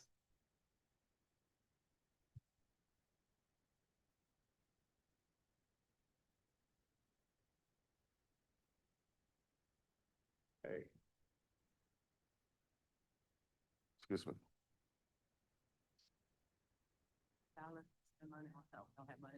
Oh, no.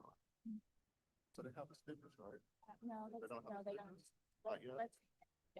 Let's have Kathy hand out the stickers. Okay. Just when you're doing, can you hand out the stickers to the council?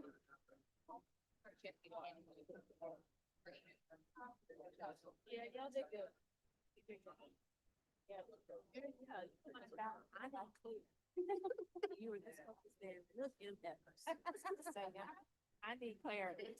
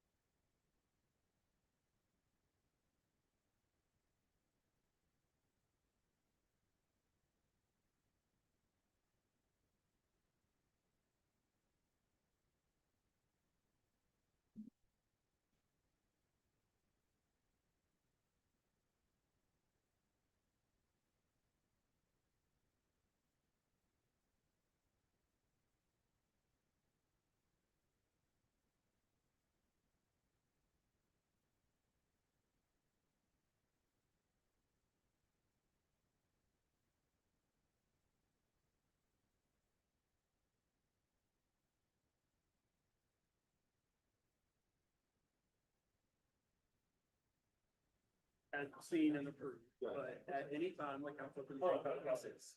Change the budget process, you can change the strategic plan process, so being quiet, not because I don't have opinions, but because I don't want you guys to change that.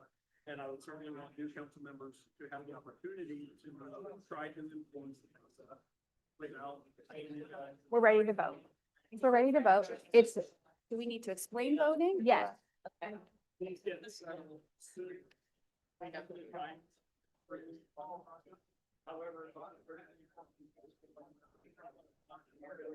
Okay. Do you want me to, Yeah. do you want me to call him back? Do you want me to call him back? I like that.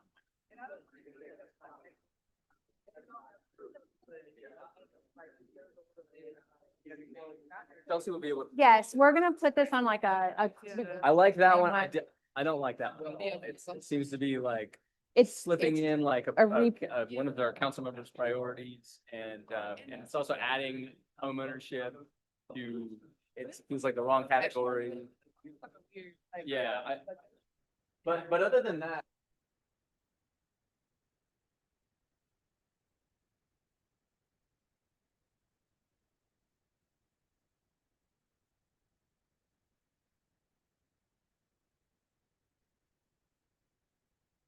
Okay.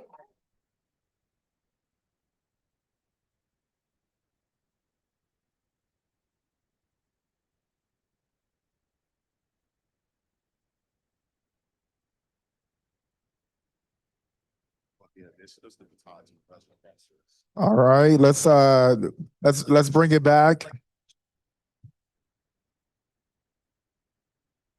Okay. You, oh. Okay, I think we're gonna get ready to vote. If you come back, I'll do a brief explanation and then we'll go ahead and get started. You each have, is everyone in the room?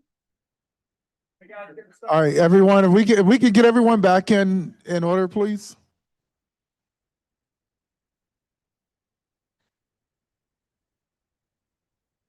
Okay, so you each have an envelope in front of you. In that envelope, we have some stickers. So your stickers correlate to these colors. So you have 3 green, 3 red, 3 orange, and then you have 6 of these blue, purple stickers, okay? So you're gonna take your stickers, you're gonna walk up here. You should have an extra one in there kind of loose because we just added them, yep.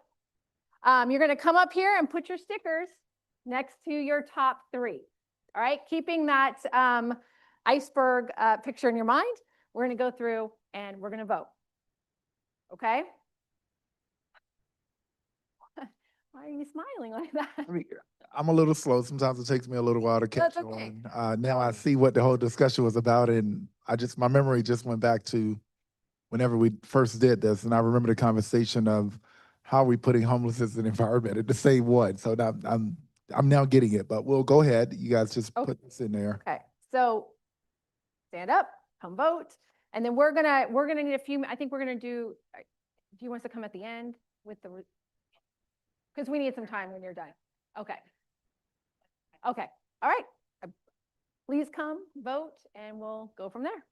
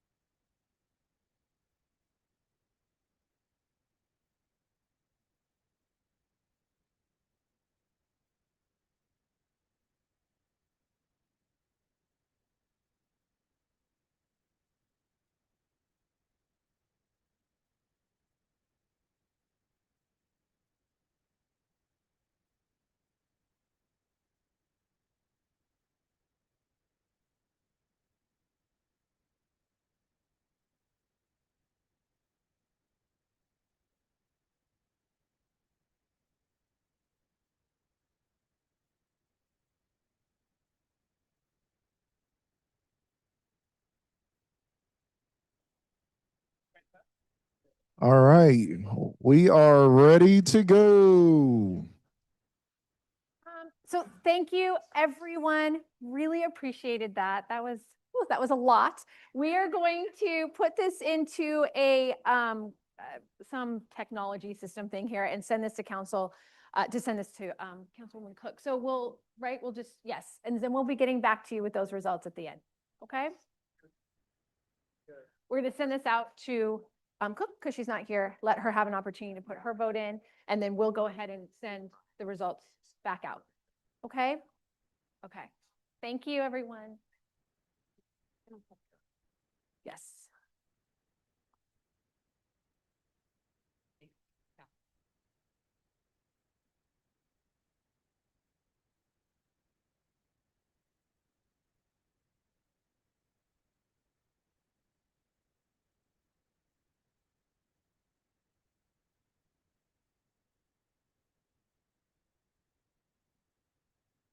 If I can get everybody's attention, we can focus back up here, please.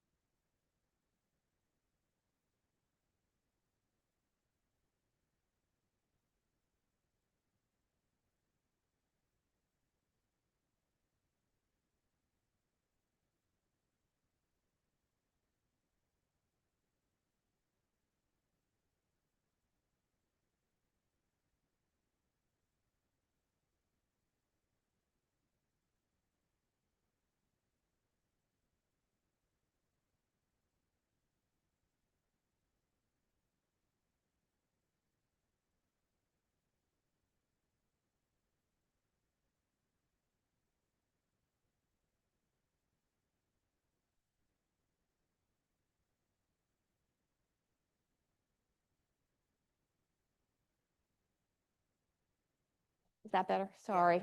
I apologize. Wrong button.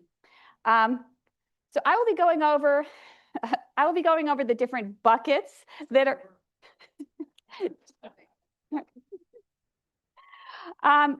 Essentially, I will be going over the different buckets that are in the budget to make that balancing act. So I'll be going over the different revenue and expenditure buckets that we have, asking you to weigh in on kind of what your priorities, what the guardrails you want to have for this budget season. It'll be providing direction to the city manager as he develops his budget and kind of helping him when he's making decisions about what to prioritize or how to get to that balance, how to make revenues equal expenditures. So we will start out with the tax rate. So I just wanted to kind of do a reminder of what our current tax rate allocation is. So for the general fund, we are at 25.15 cents. For debt service, we have it broken out in a few different buckets. So I just want to remind folks that we have our general debt, which does include 1.99 cents for the Connect Durham bond. But we also have our EGI fund, which is at a half penny. And then our housing, which is also a bond funding, is about 0.89 cents that goes towards paying for that debt service. Our solid waste fund is at 4.11 cents. Our dedicated housing, this is the operating budget that goes to our dedicated housing, is at 1.28. And you remember that used to be 2 pennies, and then with the revenue neutral, that is the new rate that we had in FY26. And then transit, which we spent a lot of time talking about, which is the 2.40 cents, which gets us to 43.71 cents. As a reminder, our penny, which is normally what we talk about when we talk about the budget, is how much, if we raise taxes a penny, would we generate in revenue. We project at this moment for FY27 that if a penny would be equal to $7.1 million. So the first fund I want to talk about is our general fund. And this is the fund that we talked about. We know going in that there is a gap.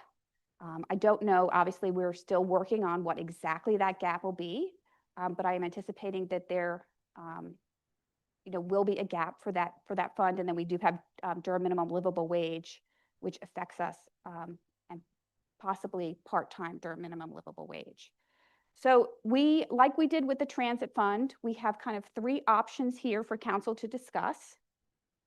And they are, the first would be to raise taxes to cover pay for performance and step plans, Durham minimum livable wage, and part-time DMLW. These are the 3 things that we think will be huge drivers in the general fund this next year. The next one would be don't raise taxes and make changes to one or more of the following: pay for performance and step plan, DMLW, which the living wage, which is an ordinance, and then part-time DMLW, which is something that council had asked us to look at. Or don't raise taxes and fine reductions. And so I will pause here for some discussion among council.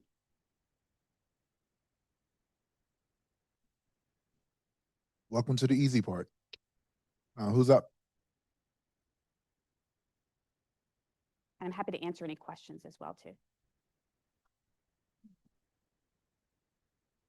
Thank you. On the first one, the raise taxes to cover the following, the third bullet, part-time DMLW.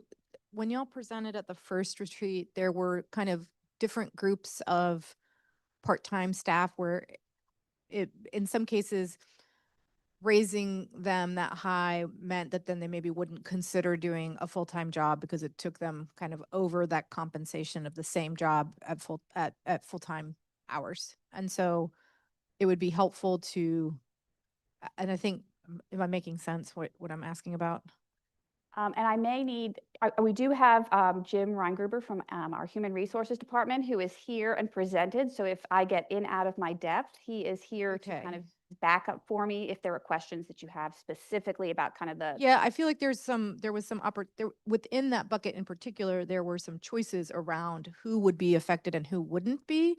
And I think I'm curious to see kind of a breakdown of that. I think there was, at least at the time, some conversation on council being like, we understand that it may not make sense to bring every single part-time worker to that number, and that doing that had different consequences to the budget, right? And everyone meant something versus certain folks getting something versus none, right? And so I think it would be helpful, at least for me, to have that more kind of fleshed out. I think the other thing, and I don't think we can do anything about it this year because we're late, but there were also conversations on the living wage ordinance and looking at recruits essentially, and like having a definition and a conversation around, and I think it was Councilmember Kopak who talked about in other places or other structures, you look at those folks essentially as an apprentice. And so what does that, and I don't think it solves our problem for this year, unfortunately, but it is something, if I'm remembering correctly, we all had a recognition that the ordinance, while we can't very much do anything about it currently as it's written, that there may need to be some adjustments in the future. And I don't know when that happens, to think about, again, these kind of structural places where it could save us some real dollars and still make that commitment to, yes, we have an ordinance. But it's a more tiered approach, for lack of a better word. So those are two things. I think the same as transit, my inclination is to kind of probably find a mix of all things. I agree with Councilmember Baker as far as my least happy option is to raise taxes because of what we did last year. Does that then mean that we find a combination of reduction things? We don't say yes to nearly hardly anything new, right? Like however we need to approach it to get to that. If a tax raise, very, very little, ideally none. And then does that mean reductions in other places, or we make hard choices and we know we're not going to fund as many things, whatever. And then again, within the pay for performance, moving, I feel like we have more flexibility there than we do in the ordinance, essentially. I don't feel like we have a lot of forgiveness in the ordinance as it's currently written. I don't know if that was helpful. Yeah, so a couple thoughts. Yeah, I would love to have, because we did have, I'm pulling up the slides from the first budget retreat, and we did have, there were a variety of scenarios, especially around the part-time. And because I'm one of the big advocates for including part-time staff in the DMLW. I think it's important, but I think exactly how we do that and where we draw the line, I think there's some choices to be made there. So I would love to go back to that and sort of have further recommendations from staff there. I guess for me, what's a little bit unclear, we've talked about increasing like expenses for the city, right? Partly because of fare free, DMLW. What I've not seen is, and I went back to the slides from the first retreat, like projections on what's our revenue going to be? What do we think is going to be for 2027? You mean the revenue in the general funds? You mean? Yeah. So the 3%. Right. It's been would be in that multi-year that we presented. right. So we're expecting roughly 3% more revenue. Well, yeah, 3% in property tax, and then we had a 3% for sales tax as well. And what does that translate? So on the general fund, 3% increase in revenue equates to like, what's that, like 3 or 4 million? Yes, I will. We have a staff because I don't have that off the top of my head, but get you. Good to know what that number would be. Yeah. And then I do see from the chart last time. So if you look at historic patterns in 21 and 22, I'm sorry, in 21 there was no change in the private tax, largely due to COVID, I think. 22 and 23 we had a small increase. 24 no change, and then 25 and 26 were pretty substantial tax increases in terms of the number of cents. So I think we have to keep all things on the table, but I do think I think our residents are looking for us to deliver on all these promises, and so like continuing to raise taxes every year that becomes more of a challenge optically, right? So I think we need to be careful with that. Yeah, that's my thought so far.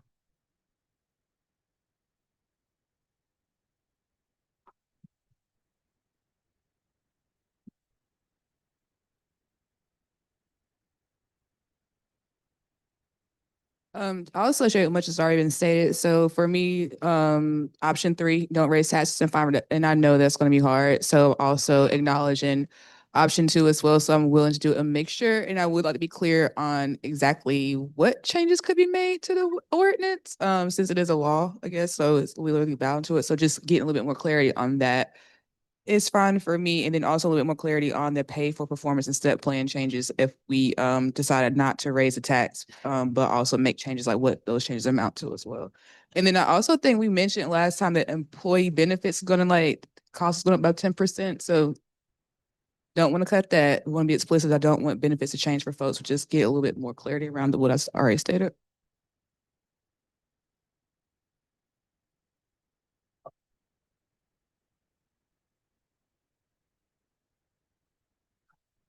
So a couple of my colleagues have mentioned this, but I'm just curious, if there's a time to take a look at the minimum living wage ordinance, to see if there are amendments we'd want to make, when would that time be? If council's president, then that would bring back on. You would tell us today you want to look at options. Yeah. I mean, I think it's, to be good fiduciaries, I think we should look at it. And there's been a couple of specific questions around what apprentice is, and there may be other things to look at. So yeah, I'm seeing nods, and I would agree. So yes, I think it's important to differentiate, absent that, where we have a choice and where we don't, right? And I know we covered that in the first budget retreat, and I have those notes, but I hear Councilmember Rist's advocacy around part-time, being included. If I understand that that's a place where we have an option, where the baseline following the ordinance is not a place where we have an option. And then we also have around paper performance and step plan, we talked about that last time, where it gets into issues of wage compression, which are, legitimate concerns. I think that's where it comes up, right? But that is an option. Where right now, under our current ordinance for minimum living wage, if we follow our ordinance, that piece is not an option. Is that fair to differentiate, where if we follow the ordinance, those are where we maybe don't have choice or have choice at this point? At this point, yes, you would have to change Okay. the ordinance. And then just to clarify in the part-time piece, and apologies, because I know you covered this in the last retreat, part-time non-commensurate versus part-time, what are we talking about in bullet 3 here? You mean the cost of that? Just the category. Is that inclusive of both of those categories? It would be bringing all part-time up to the Durham minimum livable wage yeah, that's. So the difference is non-commensurate for the daily tasks. Okay, so we do have part-time, just not the non-commensurate. Okay, so this question is, do we include the non-commensurate into the Durham minimum living wage? Yeah. That, yeah. I would agree that can wait. Okay. Oh. Thank you. Agreed on non-commensurate part-time. This is not the year, unfortunately. I would also be interested in what kinds of changes could be made to the pay for performance and step plan. And I am not a hard no on don't raise taxes, but I think we just need to use very good judgment and keep that as minimal as possible. I didn't touch on the third bullet. I have a strong desire to not raise taxes, but I'm not foreclosing that as we think about the whole budget picture. And just a couple more thoughts about pay. So I would be. I think the DMLW, the ordinance is both who's included. I think that's part of the ordinance, as well as like how we calculate the wage. I'm really proud that we have raised our minimum to 25. As we talked about at the last meeting, no one else in the state for sure, even in like the South, is doing that. I think it's a very important statement about the value of our workers and knowing that we're in a place where the cost of living is going up. So I think it's really important. So I'm not sure I'm interested in redoing the ordinance now, especially once we've got to like a 25 number. And then for workers to say like, oh, once the number gets kind of big, now we're going to rethink it. So I think that's an important policy statement. I'm comfortable that it presents challenges, but also huge opportunities for our workers. So I would not advocate changing the ordinance at this point. But I think, as we're thinking about wages and salary costs. I know the assumptions from, I'm just pulling up from the first retreat, was that the step plan would go up 5% for non-sworn, 5% for sworn, open range 4 to 6. And I know we got a lot of staff in the room, but we could also drop that down to 4%, for example. And one way we could save dollars, right? And I know that the county right now is talking about potentially no increase for staff. So I think we should look at what that would mean for the budget if we just did 4%. Still rewarding employees, but also recognizing that we're in a tight budget climate.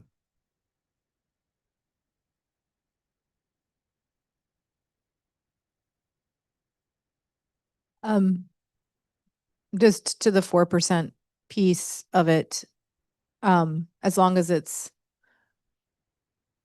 because of that open range and it gets up to 6, and I know that there's not that many folks who hit that 6%, there would have to be an analysis around, like, we're actually just saying 4%, right? Like, I wouldn't want to leave it where some folks are still going to be able to access that higher range, right? Like, I think it needs to be standardized for this year in particular.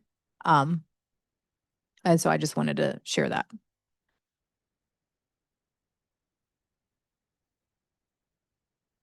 I was going to try and state a consensus, but if I've gotten this wrong, please correct me. I'm sorry. I have a share of comments. Go ahead. Okay. I wanted to put some dollar figures with it. What's the dollar figure for all eligible employees at the level where it would be that open range of 4 to 6%? Yeah, we And can. what would be the dollar figure for a part-time DMLW? Commensurate and none.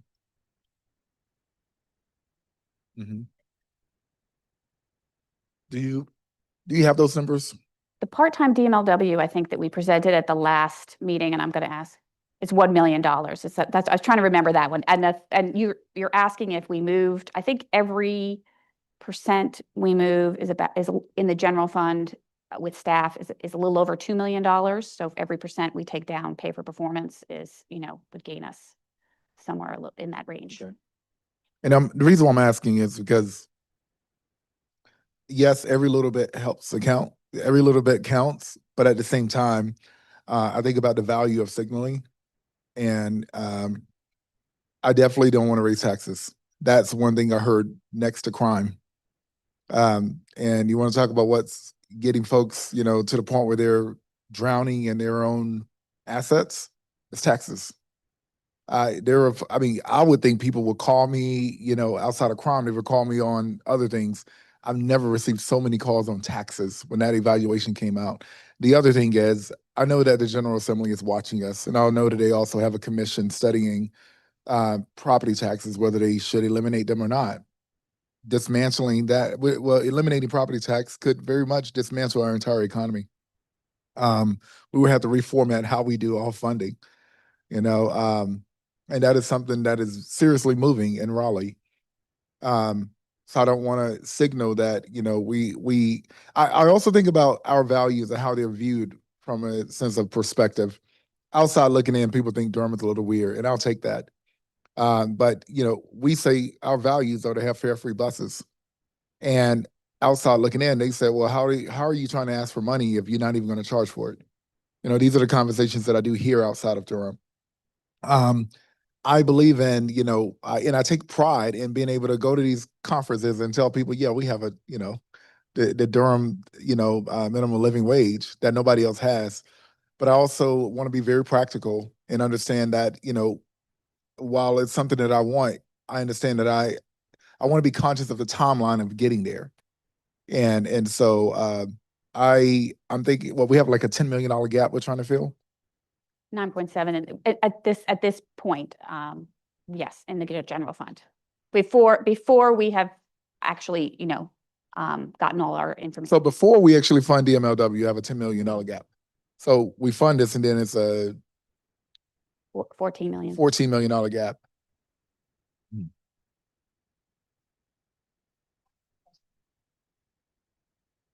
at certain points, and I meant to ask this last time, and maybe I know you sent that list of information, the questions that were asked, and I can't remember if I asked this or not.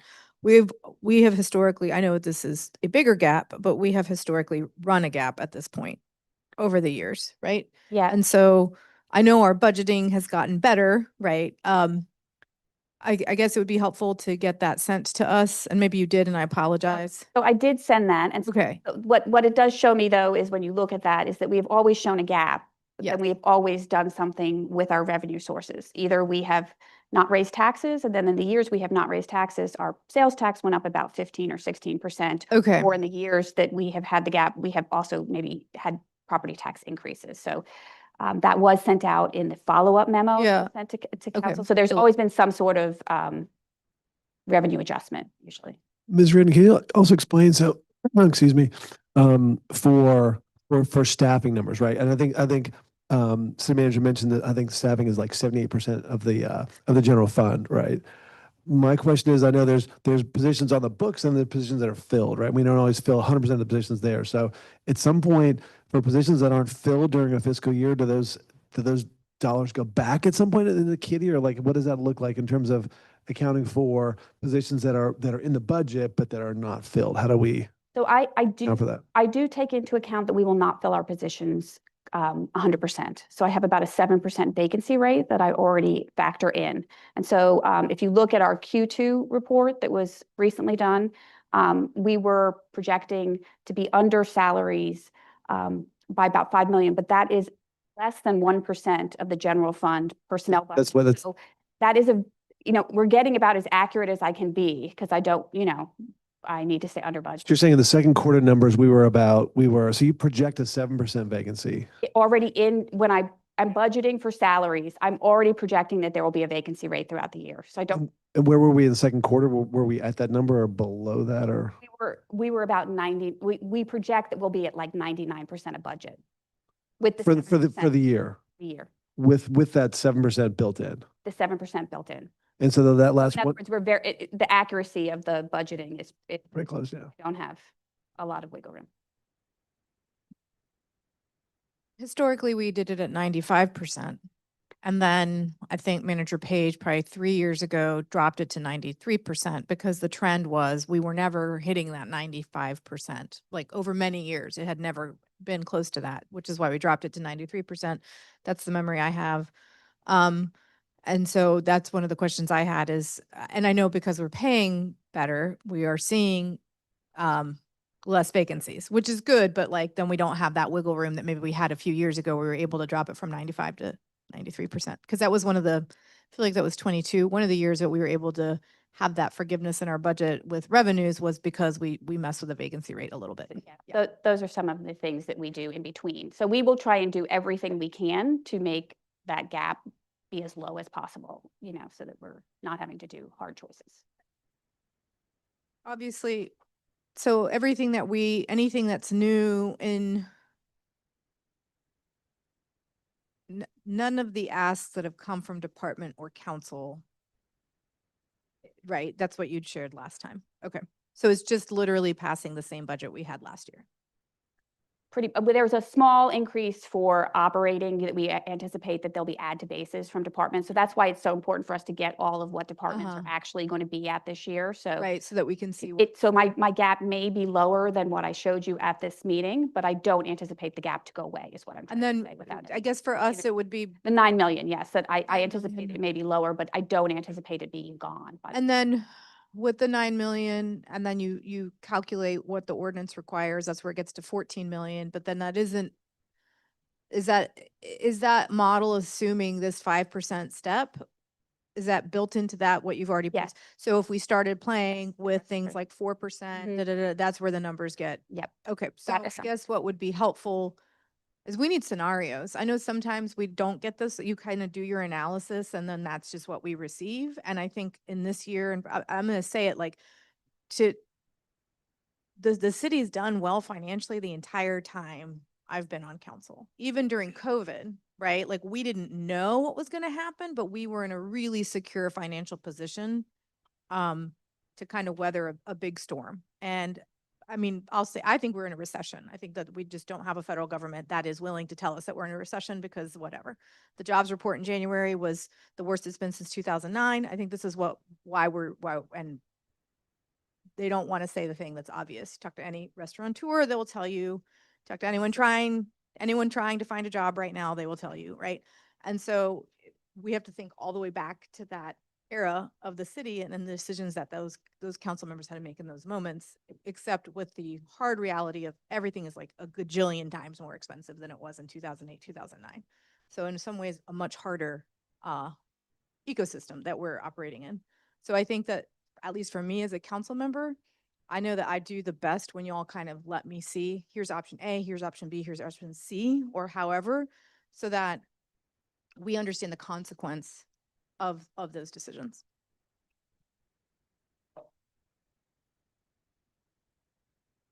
And I know these are very pressing decisions that we have to make now, but this is also why we made adjustments to the work session agendas. So if we need to utilize some of that agenda space to continue working on some of these things, because I feel, I don't know if you all are hearing it differently, I feel like there's still a lot of information needed in order to make some decisions. Council, I really appreciate the conversation. And I know, well, it feels like you're bouncing around, or it may feel like that to you. The discussion is giving us the feedback we need to set up the parameters. And so I want to come back and capture what I thought sounded like majority opinion. I'm not calling this consensus because not all of you agreed. But in terms of setting the budget guidelines, I heard the following things.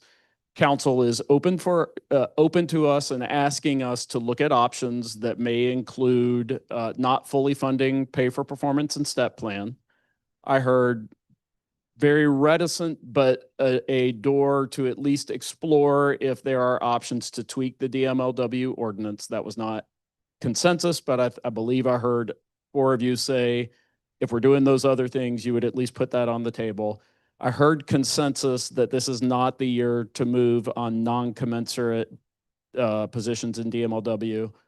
I heard strong reticence not to raise taxes, but it fell short of an absolute thou shalt not. So I think we would capture that as a last-ditch option, but not completely off the table.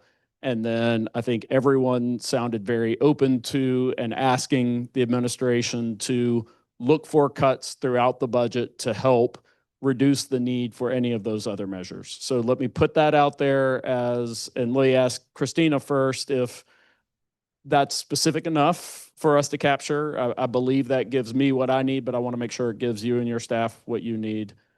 And if that's the case, then I'll ask council to tell us if that's what you said.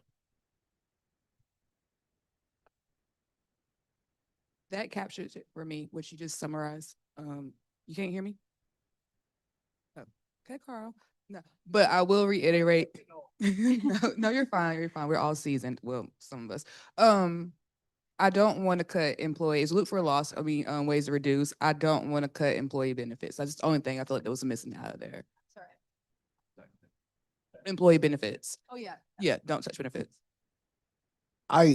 This will be a question for you, because when you all came up with the ordinance, this is before all of us were on count. Is it for you? All right, so you've been here 13 years. I think I support it, but I think the only thing I'm concerned about is when it was established, how was the conversation around inflation factored in? I mean, it's a rolling 3-year average, right, of the most recent fair market rent, and a sort of calculation based on that. Three. 4-year. Whatever, 3 or 4 years, right? And so what's happened is, and it's sort of, there's a little bit of a lag because we don't get the fair market rent data for like maybe a couple years after, So what's happened is all those, for a while, we were our living wage was going up modestly because we weren't adding in those post-COVID years with inflation that essentially raised the price level for everybody, right?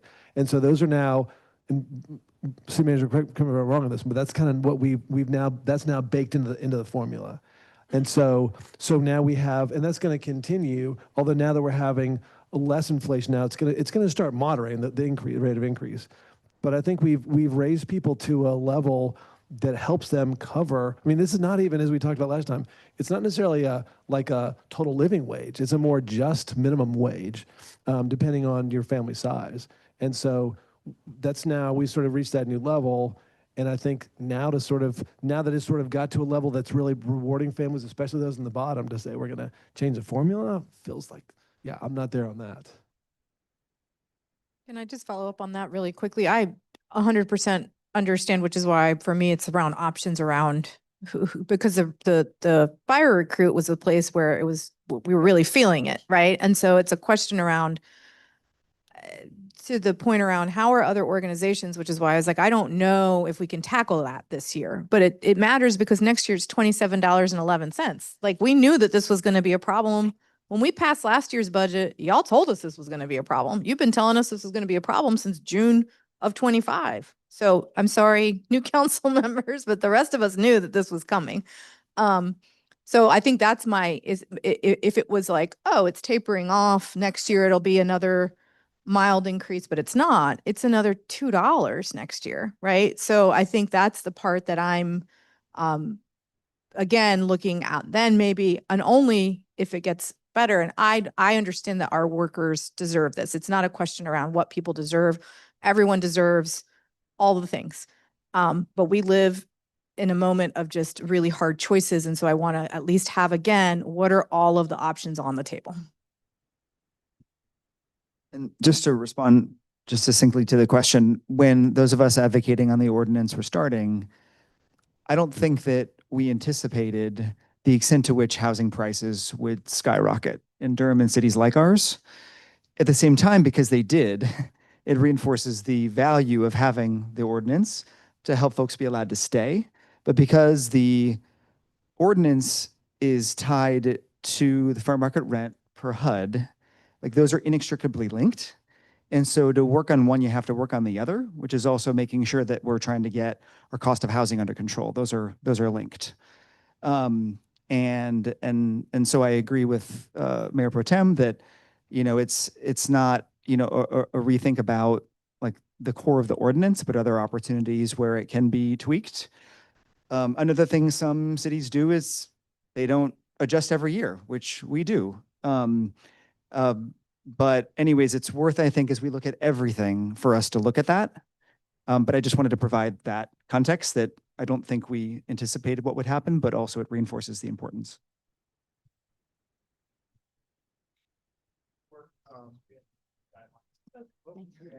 Well, just while we are on this, Mr. Manager, one thing I would love to see, which I'm glad that Councilmember Kopak stated that because, again, your local government is working with the jigsaw puzzle. The only way to, settle this up is two ways. It's property tax and sales tax revenues. And, I think about listen, we're going to share the burden with those who are helping expand the tax base, or we're going to restrict, and the people who have it are going to have to carry that burden. And so I think about this when I think about, like if I was on the planning commission, I would think about the case specific, but I'm on council and I think about the overall picture. And this is why my voting record is what it is when it comes to housing, because it's about expanding that tax base as well. Now, of course, it gets a little technical in there, but I think that this is too connected. Lastly, what I would say is one thing that I don't see a lot of when we're talking budget is, and I hope we can move forward to doing this, especially considering we have our strategic plan and other things happening. I would like more scenarios that are suggestions from our professional staff on how to generate more revenue. And that would come out of our, probably more than likely, OEWD. Just some ideas of like, look, here are some ways you can add the ability to generate revenue beyond just expanding the tax base. I think that's inevitable. We determine how painful that's going to be based on our voting for housing. And I don't want to make it seem oversimplified, but it is a fact. But we never talk about how we're going to generate more revenue. And I'd love to afford the opportunity for Director Gunn, your department in conjunction with the county even, to come up with some scenarios of things that we can consider rather than thinking about, what do we cut? More so, what can we add? All right, I think we've summarized this grouping. So this was probably the hardest one, but we still have more. So let's go. I was just about to say, I think that we've done the hardest one, so I'm hoping we can go quicker through the rest of them. The next one is the transit fund. I don't know, I'm going to check in. I don't know that there's any that we needed to come back to this. I feel like we got a lot of input, but This is basically the same slide you saw at the end of the presentation, and I think we summarized that you had a prioritized order in which you wanted us to go about these, and so I think we have our marching orders there. Any questions about that before we keep going? sorry. I'm too anxious to move us through. But the next one is the parking fund, which again, I think that we had come to had a lot of discussion during that and feel like we are in a place that we know where we're going with that one. Okay. So the next one is just two tax rate considerations that are outside of the tax rate that I talked to you about before. So I just wanted, we normally put these on the guidelines. So I wanted to check in. The first would be the business improvement district, that would stay at 7 cents. And then also our half penny for parks, that we would make a commitment to keep it at a half penny. So that is just wanted to check in about those. The next thing I wanted to talk about is fund balance. This is also just a check-in. We have a policy that says the fund balance will not fall below 16.7%. I showed you the fund balance that we were anticipating at the end of Q2, which is about 2% over that 16.7. The other portion of that is that we would propose that we would use some fund balance. So that may also be another way to kind of reduce the gap, is for one-time things that we would be proposing to be able to use fund balance for that as well too.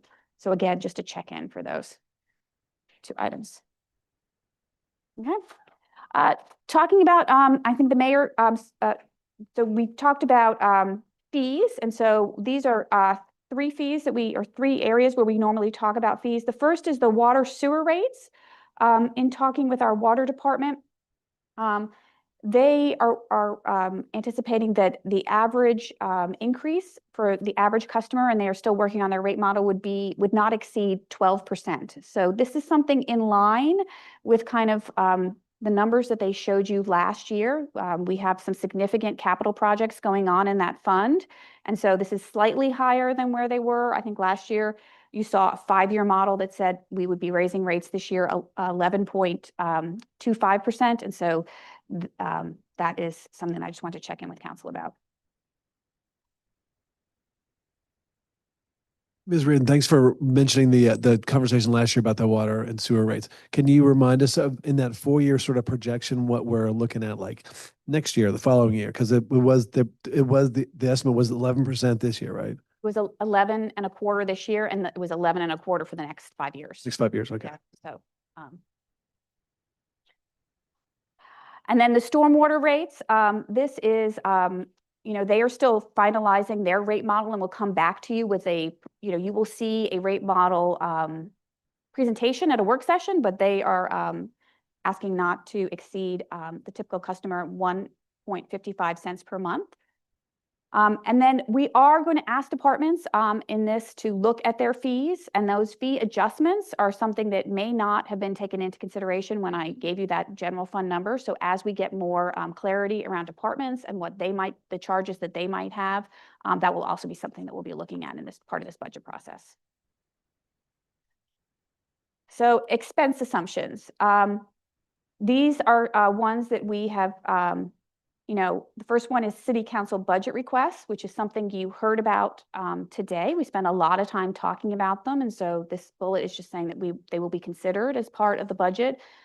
Obviously, they were not included in the numbers we gave you in the first retreat. And so that is something we will need to use those options that we talked about. If they fall in the general fund or other funds, we will use those options to kind of fit those in. And we have the prioritization list now.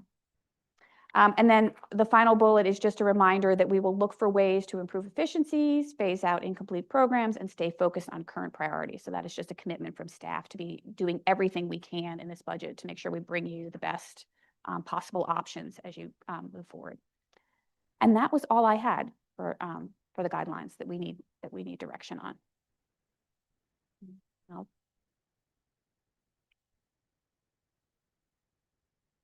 Thank you, colleagues. Any comments, or Mr. Manager, you want to close us out? I think Councilmember Burris is voting for that. Yes.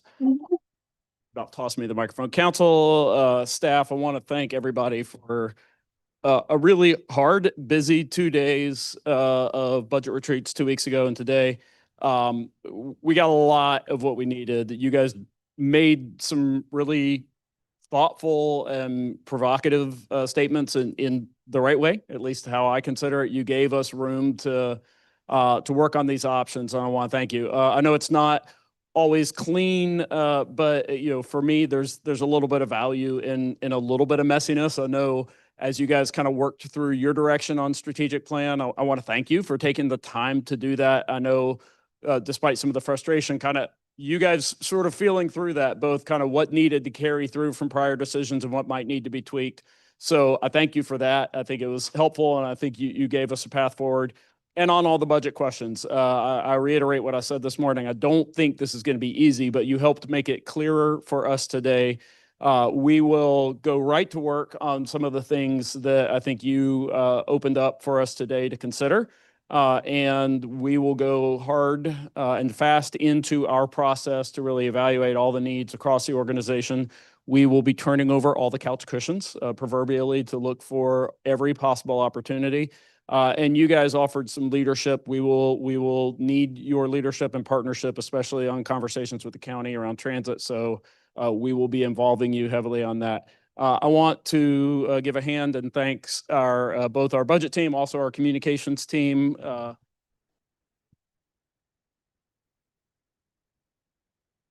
And I want to thank all of our department directors and staff who attended these 2 days. I know many of them did not verbally participate, but it really, for me, is very critical that they hear how you're making these decisions, how you approach it, what we're telling you, because they are the ones who will be carrying out the vision of this budget. So I want to thank them as well. With that, I want to remind everybody and the public, if they are still hanging with us, anyone who is watching, our first budget public hearing is March 16th. That is 2 weeks from Monday. We always end up with a lot of people at the second public hearing, which makes a lot of sense because that's after my budget is presented. But I want to remind everybody, this early one is a chance to be heard and to bring resident feedback before the budget is presented. And I think that's important too. So while it makes sense to me that a lot of people want to wait and see what's in it, getting feedback sooner, especially if somebody has something inspirational or something that transforms our process, we want to hear that early on. So please let folks know that the budget public hearing, the first one, is on March 16th. And unless anyone has anything else, I think I will bring us to a close, but hand the mic back to the mayor for an official adjournment. Officially adjourned. Thank you.